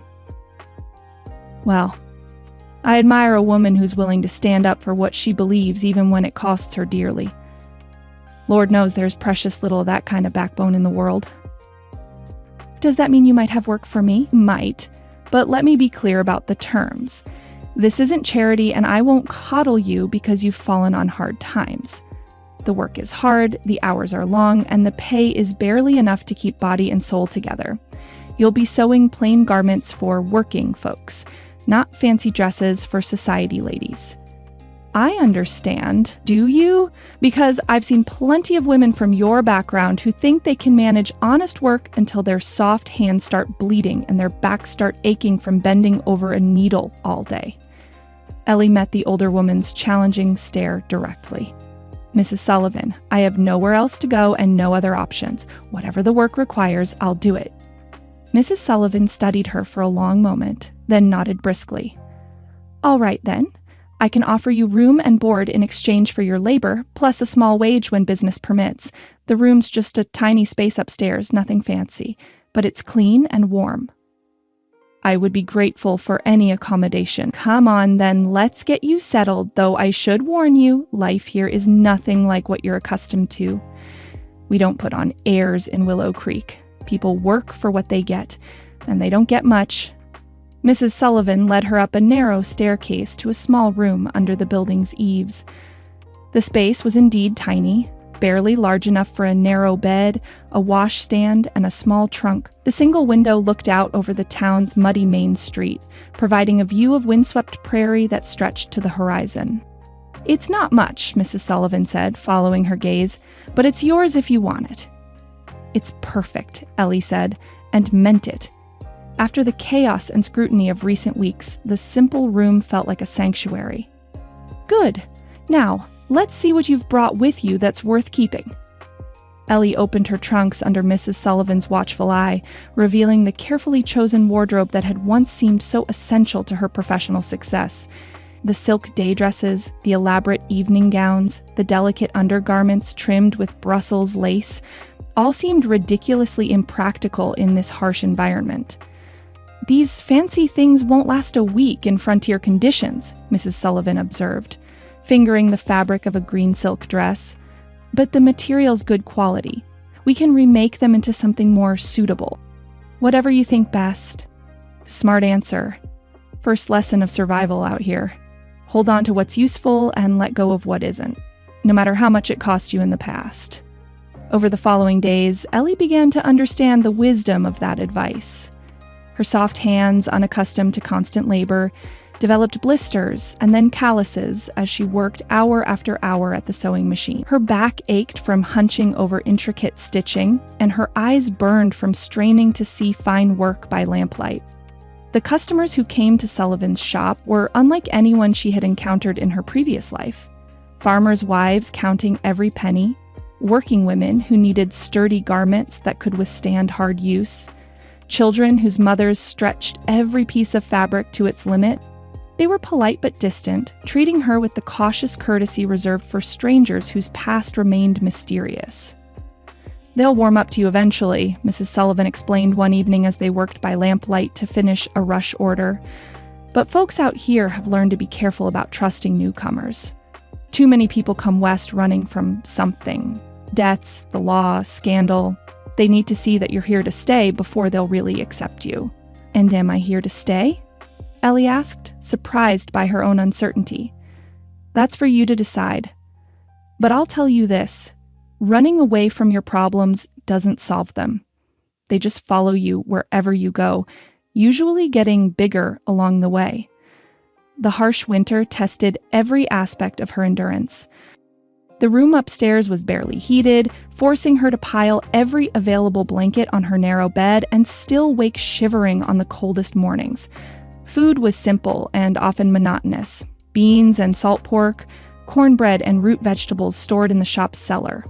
The luxury items she had taken for granted, fresh fruit, fine teas, delicate pastries, became distant memories.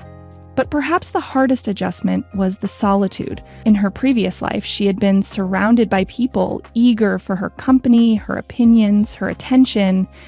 Here she was simply another working woman struggling to survive, unremarkable except for the occasional whispered speculation about her mysterious past. The loneliness was most acute in the evenings, when the shop was closed and Mrs. Sullivan had retired to her own quarters. Ellie would sit by her small window, looking out at the endless prairie and remembering her conversations with Thomas. She wondered where he was, whether he was safe, whether he ever thought of her. The small carved horse he had given her remained her most precious possession, hidden in the bottom of her trunk where no one else would see it. One particularly difficult evening in early March, as a late blizzard howled outside her window, Ellie found herself questioning every decision that had led her to this point. She could have remained silent during the inquiry, protected her career, returned to Boston to rebuild her reputation. Instead, she had chosen to defend a man who was now beyond her reach, sacrificing everything for a principle that seemed increasingly abstract in the face of daily survival. A soft knock at her door interrupted her brooding. Mrs. Sullivan entered carrying a steaming cup of tea and wearing an expression of unusual gentleness. "Thought you might need this," she said, settling into the room's single chair. "This weather's enough to make anyone feel discouraged." "Thank you." Ellie accepted the tea gratefully, savoring the warmth that spread through her chilled fingers. "You've been doing good work these past weeks," Mrs. Sullivan continued. "Better than I expected, to be honest. You've got steady hands and an eye for detail. I appreciate the opportunity you've given me. I know I'm not the ideal employee." "Nobody's ideal, dear. We're all just doing the best we can with what life's handed us." Mrs. Sullivan studied her with those sharp blue eyes. "But I've been wondering, what are you planning to do when spring comes? Stay here and make a permanent life of sewing, or keep running from whatever you're really trying to escape?" The directness of the question caught Ellie off guard. "I'm not sure I know what you mean." "I think you do. You're an educated woman with skills and experience that are wasted in a place like this. You could find work in a larger town, maybe even return to journalism under a different name, but instead you're hiding here like you're afraid of something." Ellie sipped her tea, considering how much to reveal. "I made choices that destroyed my reputation and hurt people I cared about. I'm not sure I deserve a second chance." "Deserve?" Mrs. Sullivan laughed, but not unkindly. "Child, life isn't about what we deserve. It's about what we do with the chances we're given. You stood up for what you believed was right, even when it cost you everything. That takes character. It feels more like foolishness. Maybe. But I'd rather be around foolish people with principles than clever people without them." Mrs. Sullivan rose to leave, then paused at the door. Think about what you really want, Ellie. Not what you've lost, but what you might still gain. This little room and this sewing machine. They're just a resting place, not a destination. Alone again, Ellie considered the older woman's words. For weeks, she had focused on simple survival, getting through each day without dwelling on the future. But Mrs. Sullivan was right. She couldn't hide indefinitely in this remote outpost, pretending that her previous life had never existed. The question was what kind of future might be possible for a woman who had burned all her bridges in defense of a love that could never be. She had discovered reserves of strength and resilience she hadn't known she possessed. But she still had no clear vision of how to use those qualities to build something meaningful. Outside her window, the blizzard continued to rage, covering the prairie in a blanket of white that would eventually melt away to reveal the promise of spring beneath. Perhaps, Ellie thought, that was what she needed to remember. That even the harshest winters eventually ended, and that survival was sometimes just the first step towards something better. But for now, survival was enough. She had learned to value the simple dignity of honest work, the satisfaction of skills earned through hardship, and the unexpected kindness of people who judged her by her actions rather than her reputation. It wasn't the life she had planned, but it was the life she had built from the ashes of her former existence. And perhaps, when spring finally came, it would be the foundation for something even better. Chapter 9: Servant's Heart. The pounding on the shop door came at 3 o'clock in the morning, urgent and desperate enough to wake Ellie from the fitful sleep that had become her norm since arriving in Willow Creek. She pulled her worn wool wrapper around her shoulders and hurried downstairs, her bare feet silent on the cold wooden planks. "Please, miss, you gotta help us." The voice belonged to a young boy whose face she recognized from the general store. Billy Patterson, son of the blacksmith. His eyes were wide with fear, and his breath came in white puffs in the frigid air.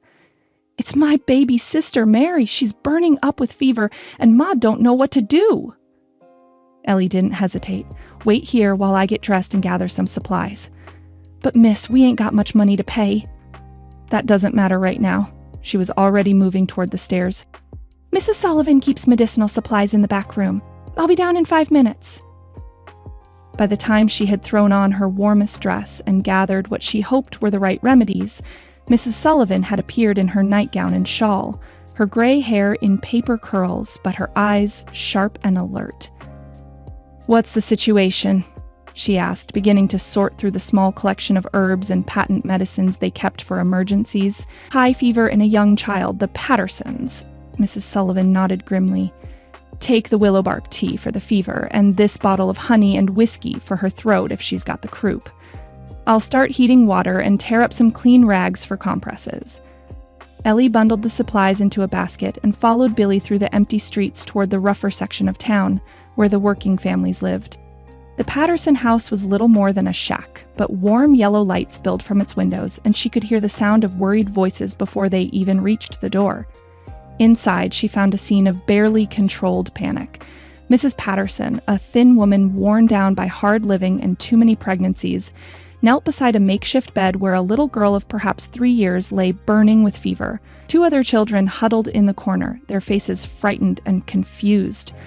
"Oh, thank goodness you came," Mrs. Patterson said, looking up with desperate relief. "I didn't know who else to turn to. Doc Henderson's gone to Prairie City to tend a birthing, and Mary's getting worse by the hour." Ellie knelt beside the child and placed her hand on the little girl's forehead. The heat radiating from her skin was alarming, and her breathing was rapid and shallow.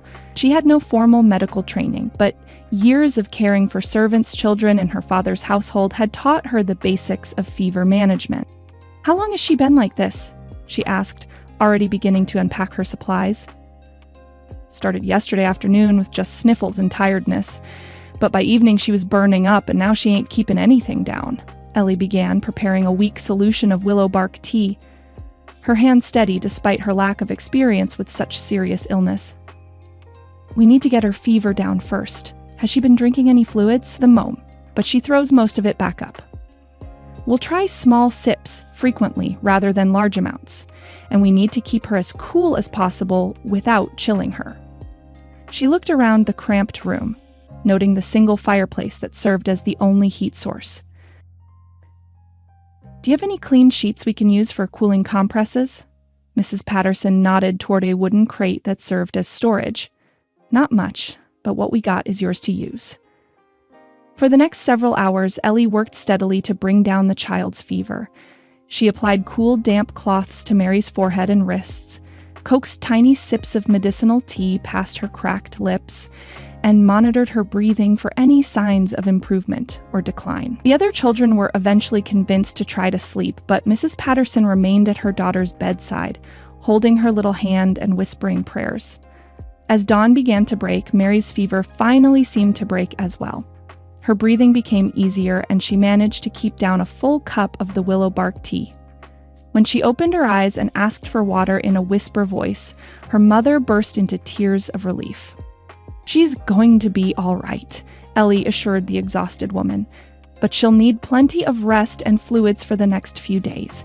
Keep giving her the tea every few hours and send Billy to fetch me if the fever returns." "I don't know how to thank you," Mrs. Patterson said, tears still streaming down her weathered cheeks. "We ain't got much, but—" "You don't owe me anything," Ellie replied firmly. "Just take care of that little girl." She walked back through the quiet streets as the town began to wake up around her, her clothes rumpled and her hair escaping from its pins. Mrs. Sullivan was waiting with hot coffee and a plate of biscuits, but her expression was thoughtful rather than simply relieved. "How's the child?" she asked. "Better. The fever broke just before dawn." Ellie collapsed into a chair, suddenly aware of how exhausted she was. "I think she'll recover fully with proper care." "Good. And how do you feel about what you just did?" The question was unexpected. "What do you mean?" "I mean, when was the last time you did something purely because it needed doing, without worrying about what you'd get in return or how it would affect your standing in the community?" Ellie considered the question as she sipped her coffee. "I'm not sure I ever have, actually. Everything I did before, even my charity work in Boston, was partly about maintaining my reputation as a responsible member of society. And last night I just saw a child who needed help." She looked up at Mrs. Sullivan with surprise at her own revelation. "I didn't think about anything else." Mrs. Sullivan smiled with satisfaction. "That's what I thought, and I suspect it won't be the last time." She was right. Word of Ellie's nighttime mercy mission spread quickly through the small community, and within days she found herself being sought out by families facing various crises. There was old Mr. Thompson, whose rheumatism had flared so badly he couldn't split wood for his stove. She spent an afternoon chopping kindling and learned muscles she didn't know she possessed. Then came the McKenna family, whose roof had been damaged in a late winter storm, leaving them with inadequate shelter. Ellie organized the unmarried men in town to help with repairs, using diplomatic skills she had developed in very different circumstances. Each request for help revealed new aspects of frontier life that her privileged background had never prepared her for. She learned to prepare medicinal poultices from common plants, to comfort grieving families who had lost loved ones to accidents or illness, and to stretch meager food supplies to feed unexpected mouths. Most importantly, she learned to listen without judgment to stories of hardship that would have shocked her former social circle. "You're developing quite a reputation," Mrs. Sullivan observed one evening, as they worked side by side, mending a pile of children's clothing that had been brought in by families who couldn't afford new garments. "What kind of reputation?" "The kind that matters, out here. People are saying that Eleanor Whitmore can be counted on when trouble comes calling. That's worth more than all the fancy newspaper articles in the world." Ellie had been so focused on immediate needs that she hadn't really considered how her actions were being perceived by the community. "I'm just doing what anyone would do." "No, you're not. Plenty of people see suffering and look the other way, especially when it's not their problem or their people. You've been helping anyone who asks, regardless of whether they can repay you or whether it benefits you in any way." The truth of that observation struck Ellie as she thought about some of her recent activities. She had spent 2 days nursing Mrs. Kowalski, the Polish immigrant woman whose husband worked at the railroad camp, despite the fact that many townspeople looked down on the foreign workers. She had helped deliver the illegitimate baby of Sally Morrison, the young woman who worked at the saloon, without asking questions or offering judgment. And she had used her own limited funds to buy medicine for the consumptive man who lived alone in a dugout outside town, knowing he would never be able to repay her. "I suppose it feels good to be useful," she said thoughtfully. "In Boston, I was always writing about other people's problems. Here, I can actually do something to help solve them." "There's more to it than that, though," Mrs. Sullivan said, studying her with those penetrating blue eyes. "You're discovering who you really are when you're not trying to be someone else." The conversation was interrupted by another knock at the door, this one less urgent than Mary Patterson's midnight crisis, but carrying its own sense of importance.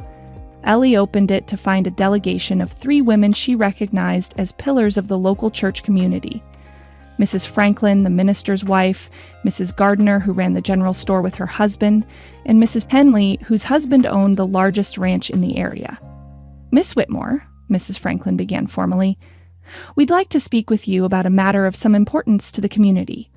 Ellie invited them in, offering chairs around the small table where she and Mrs. Sullivan had been working.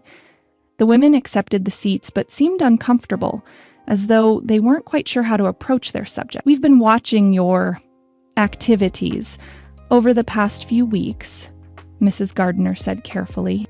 "Your willingness to help families in need has been noted and appreciated."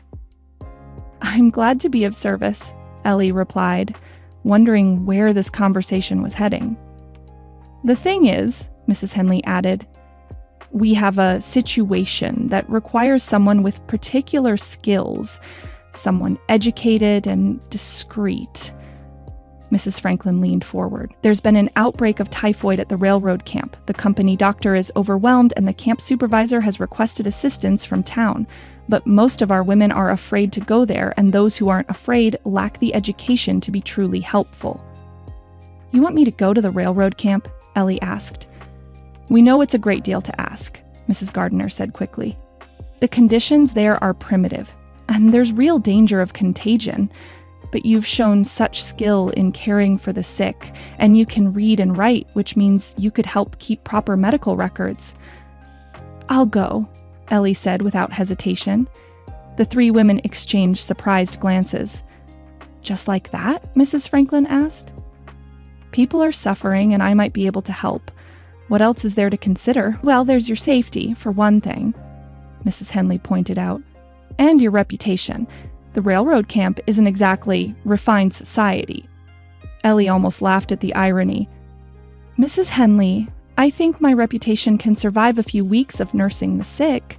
If anything, it might benefit from being associated with useful work rather than scandal." After the women left, Mrs. Sullivan shook her head with apparent amazement. "Do you realize what you just agreed to? To help treat typhoid patients at a railroad camp.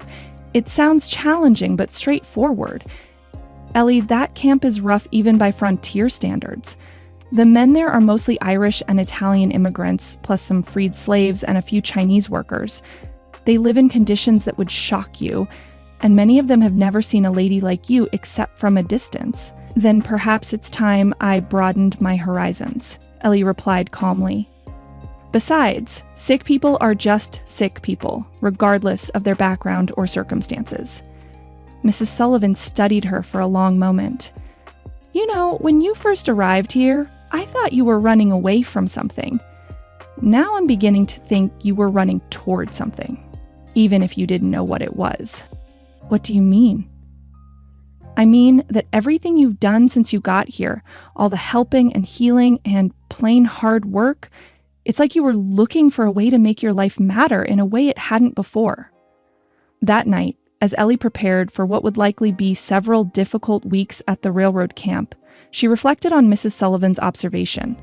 Her former life in Boston had been filled with activity and recognition. But had it really mattered? Her articles had entertained and informed readers, but had they changed anything important? Her social activities had maintained her position in society, but had they helped anyone who truly needed assistance? Here in Willow Creek, she had discovered a different kind of purpose. Each day brought opportunities to make a real difference in people's lives, not through clever words or political influence, but through direct action and genuine compassion. It was harder work than she had ever done, with less recognition and no financial reward, but it felt more meaningful than anything she had accomplished in her previous life. As she packed her few belongings for the trip to the railroad camp, Ellie realized that she was no longer the same woman who had arrived in Willow Creek months earlier, desperate and defeated. She had learned to find value in service rather than status, in compassion rather than cleverness. Most importantly, she had discovered that true strength came not from protecting oneself from hardship, but from willingly taking on other people's burden. The woman who would ride out to the railroad camp tomorrow was someone she was only beginning to recognize.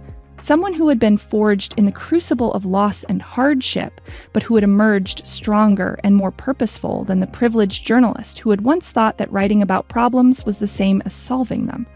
For the first time since leaving Fort Lincoln, Eleanor Whitmore felt as though she was exactly where she belonged. Chapter 10.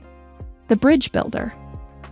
The messenger from the railroad camp arrived on a lathered horse as the first blizzard of March howled across the prairie, bringing news that sent a chill through Ellie's heart that had nothing to do with the weather. She met him at the door of Mrs. Sullivan's shop, where she had been preparing supplies for another trip to tend the remaining typhoid cases. "Miss Whitmore," the young man gasped, ice crystals forming in his beard. "You need to come quick. The storm's trapped 3 work crews between here and Prairie City, and there's been an accident at the bridge construction. Men are hurt bad, and the camp's running out of food and medicine." "How many men are we talking about?" she asked, already reaching for her heaviest coat. "Near 40 souls, maybe more. They got caught when the weather turned sudden-like, and now they're stuck in shelter that won't hold against this wind much longer." Ellie looked out at the driving snow that had already begun to drift against the buildings. This was the kind of prairie blizzard that could last for days, trapping travelers and overwhelming unprepared communities. If 40 men were stranded without adequate food and shelter, with injuries among them, the situation could become catastrophic quickly. "Mrs. Sullivan," she called, moving toward the back room where they stored emergency supplies. "We need to organize a relief effort immediately." The older woman appeared, took one look at the messenger's expression, and began pulling on her coat. "What do you need?" "Food, blankets, medical supplies, everything we can gather. And we need to convince the townspeople to contribute despite the storm." "That's not going to be easy," Mrs. Sullivan warned. "Folks are going to be worried about their own families first, especially with weather like this." Ellie paused in her gathering of supplies, struck by a sudden realization. The stranded work crews were made up largely of immigrants and freed slaves, men who were often viewed with suspicion or indifference by the established townspeople. Convincing the community to risk their own safety and resources for these workers would require more than simple appeals to charity. "Then we'll have to give them a reason to care," she said grimly. Within an hour, despite the worsening storm, she had managed to gather a core group of volunteers in the church basement. Mrs. Franklin, the minister's wife, had opened the building and helped spread word through the community. The group was smaller than Ellie had hoped, perhaps 15 people huddled around the church's inadequate stove. But it included some of the town's most influential residents. "The situation is this," Ellie began, standing before the assembled group with her notebook in hand. 40 men are trapped in inadequate shelter with limited food, medical supplies, and fuel. Some are injured and need immediate attention. If we don't act quickly, we could be facing multiple deaths from exposure, starvation, or untreated injuries." "Miss Whitmore," interrupted Henry Gardner, who owned the general store, "I sympathize with their plight, but we can't risk our own people in this weather. And frankly, we don't have surplus supplies to spare with winter still upon us." Several other voices murmured agreement. Ellie had expected this response, but it still frustrated her. She thought of the men she had come to know during her weeks at the railroad camp, hardworking immigrants who sent most of their wages back to families in Ireland and Italy, freed slaves who were building new lives through back-breaking labor, Chinese workers who faced discrimination but persevered with quiet dignity. "Mr. Gardner, I understand your concerns, she replied carefully, but consider this. Those men represent a significant economic investment in our region's development. The railroad they're building will bring prosperity to every business in this town. Allowing them to die for lack of assistance would be both morally wrong and economically foolish. That's assuming we could even reach them safely, added Dr. Morrison, who had recently returned from Prairie City. The wind out there would knock a man off his horse, and the snow's drifting so deep that wagons can't get through. Ellie had been thinking about the logistics problem even as she organized the meeting. We don't need to reach them directly. There's a Lakota winter camp about 5 miles southeast of the stranded crews. If we could get word to them, they might be willing to help. The suggestion caused an immediate stir of uncomfortable murmurs. Mrs. Henley spoke up with obvious disapproval. Miss Whitmore, surely you're not suggesting we ask Indians for assistance after all the recent troubles? I'm suggesting we ask fellow human beings who have extensive experience surviving prairie winters for help, saving lives, Ellie replied firmly. The Lakota know how to travel safely in conditions that would kill the rest of us. They have techniques for providing emergency shelter and finding food sources we wouldn't even recognize. But how could we even contact them? Dr. Morrison asked. And why would they help white men who've done nothing but displace them from their traditional lands? Ellie took a deep breath, knowing that her next words would reveal more about her past than she had shared with anyone in Willow Creek. Because I know someone who could serve as an intermediary, someone they trust who speaks their language and understands their customs. Who? Demanded Gardner. Thomas Crowfeather. He's camped with Chief Standing Bear's band, about 20 miles north of here. If we could get a message to him explaining the situation, I believe he would help coordinate a rescue effort. The silence that followed was heavy with unspoken questions and concerns. Mrs. Sullivan finally spoke up. Ellie, are you certain about this? It would mean revealing your connection to someone who was involved in all that trouble at Fort Lincoln. I'm certain, Ellie replied. Thomas Crowfeather is a man of honor who wouldn't let people die from neglect, regardless of their race or the politics involved. What followed was the most difficult negotiation of her life. She had to convince skeptical townspeople to trust not only an Indian they had never met, but also her own judgment, despite her notorious past. Some residents left the meeting rather than participate in what they saw as a dangerous folly. Others stayed, but voiced serious reservations about involving themselves with Indians at all. But gradually, as Ellie explained her plan in detail and answered every objection with practical solutions, a consensus began to emerge. The economic arguments proved persuasive with the business owners, while the humanitarian appeals moved the church members. Most importantly, her obvious knowledge of both cultures and her practical experience with crisis management convinced even the skeptics that she might actually know what she was talking about. All right, Mayor Davidson finally said. We'll try your plan, but how do we contact this Crowfeather fellow? I'm certainly not riding out in this storm to find an Indian camp. I'll write a message, Ellie said, and I'll ask Jake Morrison to carry it. He knows the country well enough to reach Standing Bear's camp, even in this weather. Jake Morrison, a grizzled former trapper who worked occasionally for the freight companies, nodded slowly.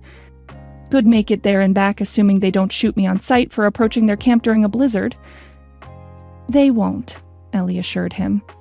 Show them this. She pulled the small carved horse from her pocket, the precious gift Thomas had given her during their farewell at Fort Lincoln.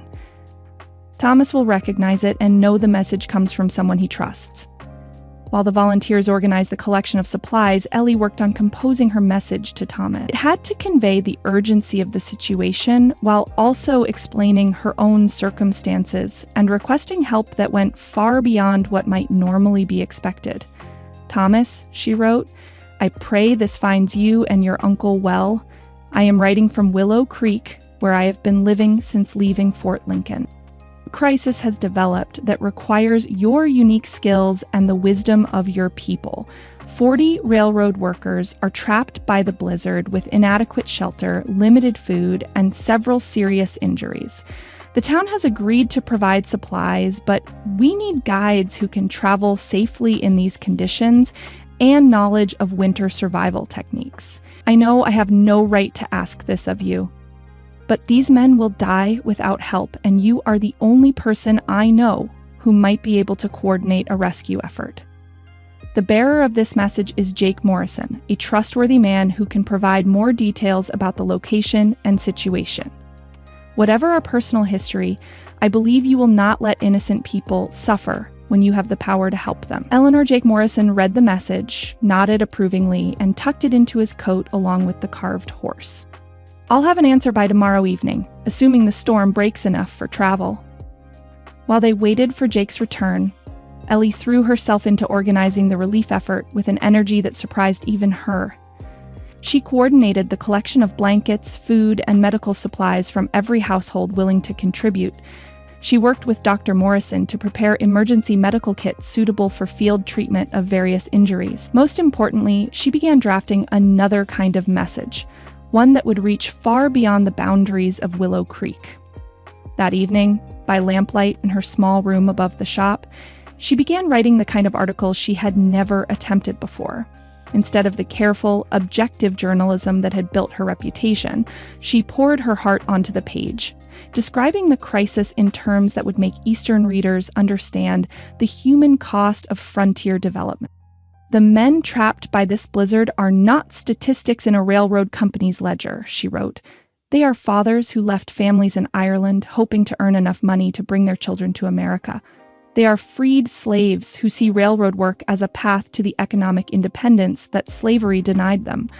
They are Chinese immigrants who face prejudice and violence, yet continue to contribute their skills to building the infrastructure that will unite our nation. When we read about frontier development in our comfortable Eastern parlors, we rarely consider the individual human stories behind the grand statistics of miles of track laid and tons of freight transported. But tonight, 40 men are huddled in improvised shelters while a prairie blizzard tries to claim their lives. Their survival depends not on government policy or corporate planning, but on the willingness of ordinary people to extend help across the boundaries that too often divide us. She wrote through the night, crafting what she knew would be the most important piece of her career. This was not journalism designed to advance her reputation or please her editor, but writing born from direct experience and genuine compassion. Every word carried the weight of faces she had seen, hands she had held, stories she had heard during her months of tending the sick and helping the struggling. When Jake Morrison returned the next evening, snow-covered but grinning, he brought news that filled Ellie with relief and something deeper, a renewed faith in the fundamental decency that could bridge even the widest cultural divides. Your Indian friend says he'll do it, Jake reported to the assembled volunteers. In fact, he's already organizing a joint effort between his people and Two Dogs Band to provide guides and winter survival expertise. They'll meet our supply wagons at Miller's Creek as soon as the storm breaks. Did he say anything else? Ellie asked, trying to keep her voice casual. Jake studied her with knowing eyes. Eld said to tell you that some debts of honor transcend personal considerations, and that he's grateful for the opportunity to prove that his people's commitment to preserving life extends to all human beings. The rescue operation that followed proved to be a masterwork of cross-cultural cooperation. Lakota guides led supply wagons through snowdrifts that would have been impassable to anyone unfamiliar with winter travel techniques. Native knowledge of emergency shelter construction kept the stranded workers alive until they could be evacuated to safety. Most remarkably, the joint effort demonstrated to everyone involved that racial and cultural differences need not prevent people from working together when faced with common challenges. Of the 40 men originally trapped, 38 survived. The 2 who died had succumbed to injuries sustained in the original accident before help could reach them. It was a tragic loss, but far less devastating than the wholesale catastrophe that had threatened. As Ellie helped tend the rescued workers in the church basement that served as a temporary hospital, she felt a deep satisfaction that had nothing to do with personal recognition. Her article about the crisis, which she had sent anonymously to 3 major Eastern newspapers, would appear within the week under the byline of Frontier Observer. The funds it raised would help support the families of the men who had died and provide assistance to those still recovering from their ordeal. "You did something remarkable here," Dr. Morrison told her as they worked side by side, treating frostbite and exhaustion. "Not just the rescue itself, but the way you brought everyone together. I've never seen anything like it." "It wasn't just me," Ellie replied, checking the temperature of a Chinese worker who was slowly recovering from severe exposure. "It was what happens when people stop seeing each other as strangers or enemies and start recognizing our common humanity. Still, it took someone with your particular background to make it possible. Your knowledge of both cultures, your writing skills, your ability to negotiate between different groups. Not many people could have pulled this off."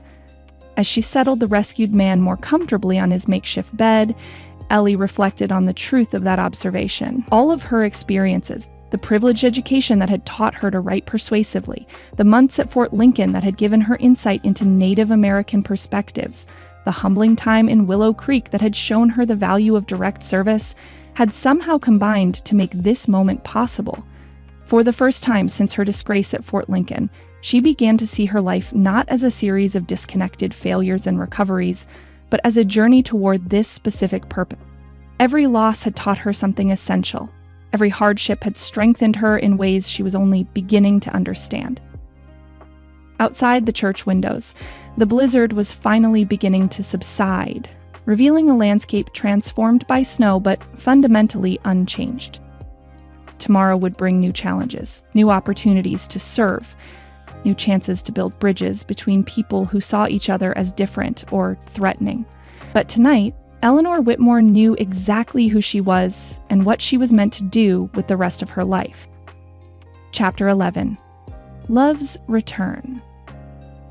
The spring morning brought word that would change everything, delivered by a courier whose urgent manner suggested news of great importance.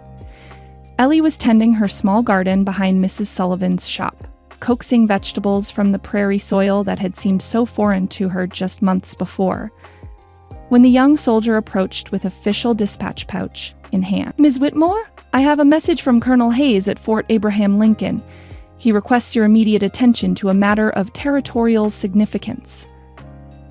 Ellie wiped her hands on her apron and accepted the sealed envelope with growing apprehension. Her name had been cleared of wrongdoing months ago, but she had assumed her connection to Fort Lincoln was permanently severed. The formal language of the courier's delivery suggested this was not a personal communication. The letter bore the colonel's official seal and was dated just 3 days prior. "Miss Whitmore, recent events have created a situation requiring expertise in cross-cultural communication and negotiation. A dispute has arisen between local ranchers and several Lakota bands over grazing rights in the Black Hills region. Previous attempts at resolution have failed, and tensions are escalating toward potential violence. Your recent success in coordinating relief efforts that involved both white and Native communities has come to the attention of territorial officials. We have been asked by the Department of the Interior to request your assistance in mediating discussions that might prevent armed conflict. Thomas Crowfeather has been appointed as official liaison for the tribal representatives. He has specifically requested that you be invited to participate in these negotiations, citing your proven ability to understand and respect both perspectives involved. If you are willing to undertake this responsibility, please accompany the bearer of this message to Fort Lincoln immediately. Time is of the essence. Most respectfully, Colonel William Hayes Ellie." Read the letter twice before its full implications settled in her mind. Thomas had requested her specifically. After more than a year of separation, after the devastating end to their relationship, he wanted her involvement in negotiations that could determine the peace of the entire region. "Ms. Whitmore," the courier prompted gently. Colonel Hayes emphasized the urgency of the situation. Several incidents have already occurred, and both sides are preparing for what they see as inevitable conflict. "Yes, of course." She folded the letter carefully. "I'll need an hour to prepare for the journey." Mrs. Sullivan appeared at her elbow as though she had been waiting for this moment. "So it's finally come, has it? I wondered when something would call you back to your real work." "This isn't my real work," Ellie protested, looking around at the garden she had planted, the shop where she had learned to find purpose in simple service. Child, this has been preparation for your real work. Everything you've learned here, about serving others, about understanding different kinds of people, about finding strength you didn't know you had, it's all been leading to this moment. An hour later, Ellie found herself riding toward Fort Lincoln with a mixture of anticipation and dread that made her stomach clench with every mile.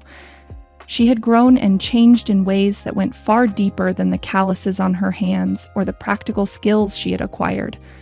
The woman who had left Fort Lincoln in disgrace bore little resemblance to the person she had become. But would Thomas see those changes, or would he remember only the privileged journalist who had brought such trouble into both their lives?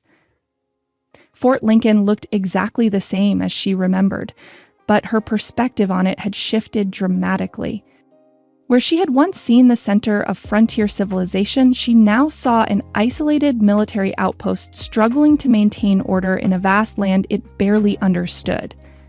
The soldiers who greeted her arrival were polite but reserved, clearly uncertain how to treat someone whose reputation had undergone such dramatic reversals. Colonel Hayes received her in his office with the same courtesy he had shown during her first visit, but there was a wariness in his manner that spoke of hard lessons learned. "Miss Whitmore, thank you for coming so quickly. I must confess, when your name was suggested for this assignment, I had serious reservations. But your recent work has demonstrated qualities that may be essential to preventing a very ugly situation from deteriorating further." "What exactly has happened, Colonel?" "Cattle ranchers have been expanding their operations into areas that several Lakota bands consider traditional hunting grounds. Both sides have legitimate claims under different interpretations of various treaty provisions. But instead of seeking legal resolution, we've had fence cutting, cattle rustling, and 2 incidents of violence that left men wounded on both sides. And attempts at negotiation have failed spectacularly. The ranchers refuse to recognize any Indian claims to the disputed territory, while the tribal representatives insist that the government has no authority to grant grazing rights to land that was never properly ceded. Previous mediators have been completely unable to bridge the gap between these positions." "Where is Mr. Crowfeather in all this?" Colonel Hayes' expression softened slightly. "He's been serving as a peace advocate among the various tribal factions, trying to prevent the young warriors from taking matters into their own hands. But his influence is limited, and there are those on both sides who see his willingness to negotiate as weakness rather than wisdom." Before Ellie could respond, a commotion outside the window drew their attention. Through the glass, she could see a delegation of riders approaching the main gate. Indians in traditional dress, accompanied by a few military escorts. Even from a distance, she recognized the tall figure leading the group, sitting his horse with the same unconscious grace she remembered so vividly. "That would be the tribal delegation arriving for tomorrow's formal discussions," Colonel Hayes said. "Perhaps you'd like to observe their arrival before we continue our briefing." Ellie nodded, not trusting her voice to remain steady. She followed the colonel onto the porch of his headquarters and watched as the riders crossed the parade ground toward the guest quarters. Thomas rode at the front beside an elderly chief she didn't recognize, his bearing dignified and confident in a way that spoke of increased authority and respect. He had changed. The young man she remembered had carried himself with quiet dignity, but this Thomas radiated the kind of natural leadership that drew attention without demanding it. His clothing reflected his elevated status, traditional elements combined with items that spoke of his role as a bridge between worlds, but worn with an assurance that needed no explanation or apology. As the delegation dismounted near the guest quarters, Tomas looked across the parade ground, and his eyes found hers with unerring accuracy. For a moment that seemed to stretch across the months of separation, they simply looked at each other. His expression was unreadable from that distance, but something in his posture suggested both recognition and wariness. "I believe Mr. Crowfeather would appreciate the opportunity to speak with you privately before tomorrow's formal sessions," Colonel Hayes said quietly. "Shall I arrange a meeting?" "Yes," Ellie said, her voice barely above a whisper. "That would be appropriate." The meeting was arranged for that evening in the same conference room where they had first met more than a year ago. Ellie arrived early, using the time to compose herself and consider what she wanted to say to the man who had once meant everything to her. When Thomas entered, accompanied by the elderly chief she had seen earlier, she rose to greet them with as much professional dignity as she could manage. "Miss Whitmore," Thomas said formally, his voice carrying the same careful courtesy she remembered. "May I present Chief Joseph Spotted Eagle, who leads the delegation representing the affected tribal bands. Uncle, this is Eleanor Whitmore, the woman I told you about." The old chief studied her with sharp eyes that seemed to see far more than her surface appearance. When he spoke, it was in Lakota, but his tone conveyed both curiosity and reserved approval. "My uncle says he has heard of your work during the winter crisis," Thomas translated. "He is interested to meet the white woman who convinced her people to cooperate with ours for the sake of saving lives." "I am honored by his recognition," Ellie replied, "but the cooperation came from people of goodwill on both sides. I simply helped facilitate communication." Thomas translated her response, and Chief Spotted Eagle nodded, with what might have been satisfaction. He spoke again, at greater length this time, and Thomas listened carefully before turning back to Ellie.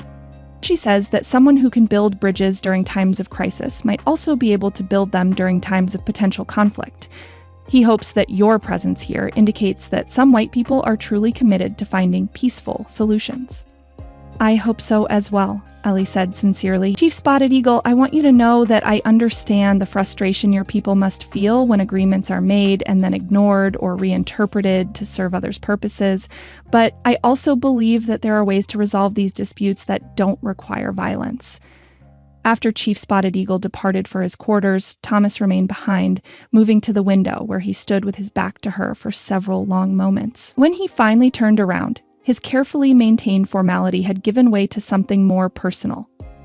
"Ellie," he said quietly, and the sound of her name on his lips sent the same warm shock through her that it always had. "I wondered if I would ever see you again." "I wondered the same thing." She remained by the conference table, maintaining the distance between them that seemed safer than trying to bridge it. "You look well, Thomas. Different, but well." "Different how?" "More confident, more settled in your authority. The people around you clearly respect your leadership. The people around you clearly respect your leadership." Thomas moved closer, though he still kept several feet between them. "And you look different as well. Stronger somehow. Less..." Ellie laughed softly. "That's one way to put it. I've learned that polish doesn't hold up well under real-world conditions. Jake Morrison told me about what you've been doing in Willow Creek. The medical work, the relief efforts, the way you've helped bring different communities together. It sounds like you've found your true calling." "I've found work that feels meaningful in ways my journalism never did. Whether it's my calling..." She shrugged. "I suppose that remains to be seen." They stood in comfortable silence for a moment, each studying the changes that time and experience had wrought in the other. Finally, Thomas spoke the question that hung between them. "Why did you agree to come here, Ellie? These negotiations will be difficult and potentially dangerous. You could have refused and continued your new life in safety." "For the same reason you requested my involvement, I imagine, because sometimes personal feelings have to be set aside for the sake of preventing unnecessary suffering." "Is that the only reason?" Ellie met his eyes directly. "No. I came because I wanted to see if the man I once cared about had found the peace and purpose he was searching for, and because I hoped that together we might be able to accomplish something neither of us could achieve alone." "And what do you see when you look at me now?" "I see someone who has grown into the leader he was always meant to be. Someone who has found ways to serve his people while maintaining his integrity. Someone who..." She paused, then decided to risk complete honesty. "Someone I admire even more than I did before." Thomas moved closer, close enough that she could see the warmth in his dark eyes that his formal manner had concealed. "And I see a woman who has discovered her true strength by learning to serve others without counting the cost. Someone who has proven that real character is revealed not by success, but by how one responds to adversity." Thomas, about what happened before was necessary, he interrupted gently. We were both different people then, caught in circumstances that made it impossible for us to see clearly. What matters now is who we've become and what we can accomplish together. The next morning brought the formal negotiations.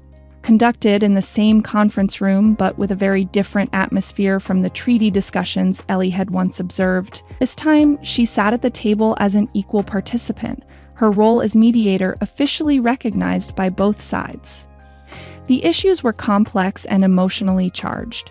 Ranchers who had invested their life savings in cattle operations argued that they had paid for grazing rights in good faith and couldn't simply abandon their investments. Tribal representatives countered that the land in question had never been legally ceded and that their people's survival depended on preserving traditional hunting grounds. The fundamental problem, Thomas explained during a break in the discussions, is that both sides are operating from completely different understandings of what constitutes legitimate ownership. The ranchers see land as property that can be bought and sold. My people see it as a living entity that belongs to itself and can only be temporarily used by those who treat it with respect. Ellie had been thinking about exactly that issue. What if we could find a way to honor both perspectives? Some form of shared use that protects the rancher's investments while preserving the tribal rights. How would that work practically? Seasonal agreements. Cattle grazing during certain months when it doesn't interfere with traditional hunting or spiritual practices. Compensation to the tribal bands for the use of their traditional territory, joint management of the land to prevent overgrazing or other damage. Thomas looked at her with growing interest. And that would require both sides to give up their absolute positions. Yes, but it might also give both sides what they actually need, as opposed to what they think they want.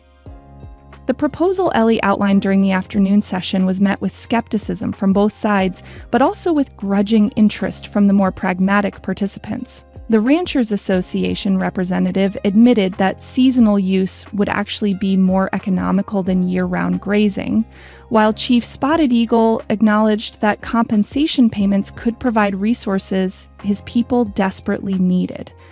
What followed was 3 days of intense negotiation, with Ellie and Thomas working together to translate not just languages, but entire worldviews. They found themselves falling back into the easy intellectual partnership that had characterized their earlier relationship, building on each other's insights and covering each other's weaknesses with practiced efficiency. You two work well together, Colonel Hayes observed during a private moment. It's clear that you understand each other's thinking. We've had practice, Ellie replied diplomatically. But as the negotiations progressed, she became increasingly aware that their partnership went deeper than mere professional compatibility. Thomas seemed to anticipate her thoughts, offering supporting arguments just when she needed them most. She found herself instinctively providing the cultural translations that allowed him to present tribal concerns in terms the white participants could understand. On the final evening, as they worked together to draft the formal agreement that both sides had tentatively accepted, Thomas finally addressed the personal undercurrent that had run through all their interaction. Ellie, I need to ask you something, and I want an honest answer. Of course. Do you think it's possible for two people to rebuild something that was broken, or are some things lost forever? She set down her pen and looked at him directly. I think that depends on whether the people involved are the same ones who broke it in the first place. What do you mean? I mean that the woman who left Fort Lincoln in disgrace, and the man who felt responsible for her downfall, those people don't exist anymore. We've both become different people through our experiences. So perhaps the question isn't whether we can rebuild what we had, but whether who we are now can build something new. Thomas reached across the table and gently touched her hand. And do you think we can? I think, Ellie said carefully, that two people who can negotiate peace between communities that have been enemies for generations might be able to find a way to be honest with each other about their feelings. Then let me be honest with you. Eleanor Whitmore, I have spent every day of the past year thinking about you, wondering if you were safe, if you were happy, if you regretted the choices that brought us together and tore us apart. When I learned about your work in Willow Creek, I felt proud of you in ways I had no right to feel. And when this opportunity arose to work with you again, I knew I had to take it, even though I wasn't sure my heart could bear seeing you and then losing you again. Ellie felt tears prick her eyes at the quiet intensity of his words. And I have spent every day wondering if you found the peace you were searching for, if you were able to use your gifts in service of your people without sacrificing your own happiness. I told myself that I came here only to help prevent a war, but the truth is that I would have come just for the chance to see you again. Then perhaps, Thomas said, lifting her hand to his lips, we should stop pretending that we can work together as strangers and admit that some connections survive even the worst circumstances. And perhaps, Ellie replied, we should focus on building something new instead of mourning what we lost. The peace accord they negotiated would prove to be a model for similar agreements across the frontier, practical compromises that honored the legitimate needs of both sides while preventing the kind of violence that had seemed inevitable. But for Ellie and Thomas, the real victory was not the preservation of peace between communities, but the discovery that love, like the land itself, could survive the harshest seasons and bloom again when conditions were right. Chapter 12. Higher Than Before. The wedding preparations began at dawn on the first Saturday in June, with representatives from both communities working side by side to create something that had never been attempted before. A ceremony that would honor both Lakota and European traditions while offending neither. Ellie stood in the small room behind the church, watching through the window as men erected a ceremonial arbor beside the building, while women arranged wildflowers and traditional symbols in patterns that spoke of unity rather than division. I never thought I'd see such a thing in my lifetime, Mrs. Sullivan said, adjusting the pearl buttons on Ellie's dress with hands that trembled slightly from emotion rather than age. Two peoples coming together like this, celebrating instead of fighting. The dress itself was a masterwork of compromise, fashioned from ivory silk in a style appropriate for a proper white wedding, but embroidered with beadwork patterns that Thomas's grandmother had designed specifically for the occasion. The result was elegant, yet meaningful, traditional, yet unique, much like the relationship it was meant to celebrate. "Are you nervous?" asked Mary Patterson, now a healthy 7-year-old who had insisted on helping with the wedding preparations. She had become something of a shadow to Ellie over the past months, declaring her intention to become a lady doctor when she grew up. "Terribly nervous," Ellie admitted with a smile, but in the best possible way. Through the window, she could see Thomas speaking with Colonel Hayes and several other officials who had traveled from as far as Washington to witness what they were calling a historic moment in frontier relations.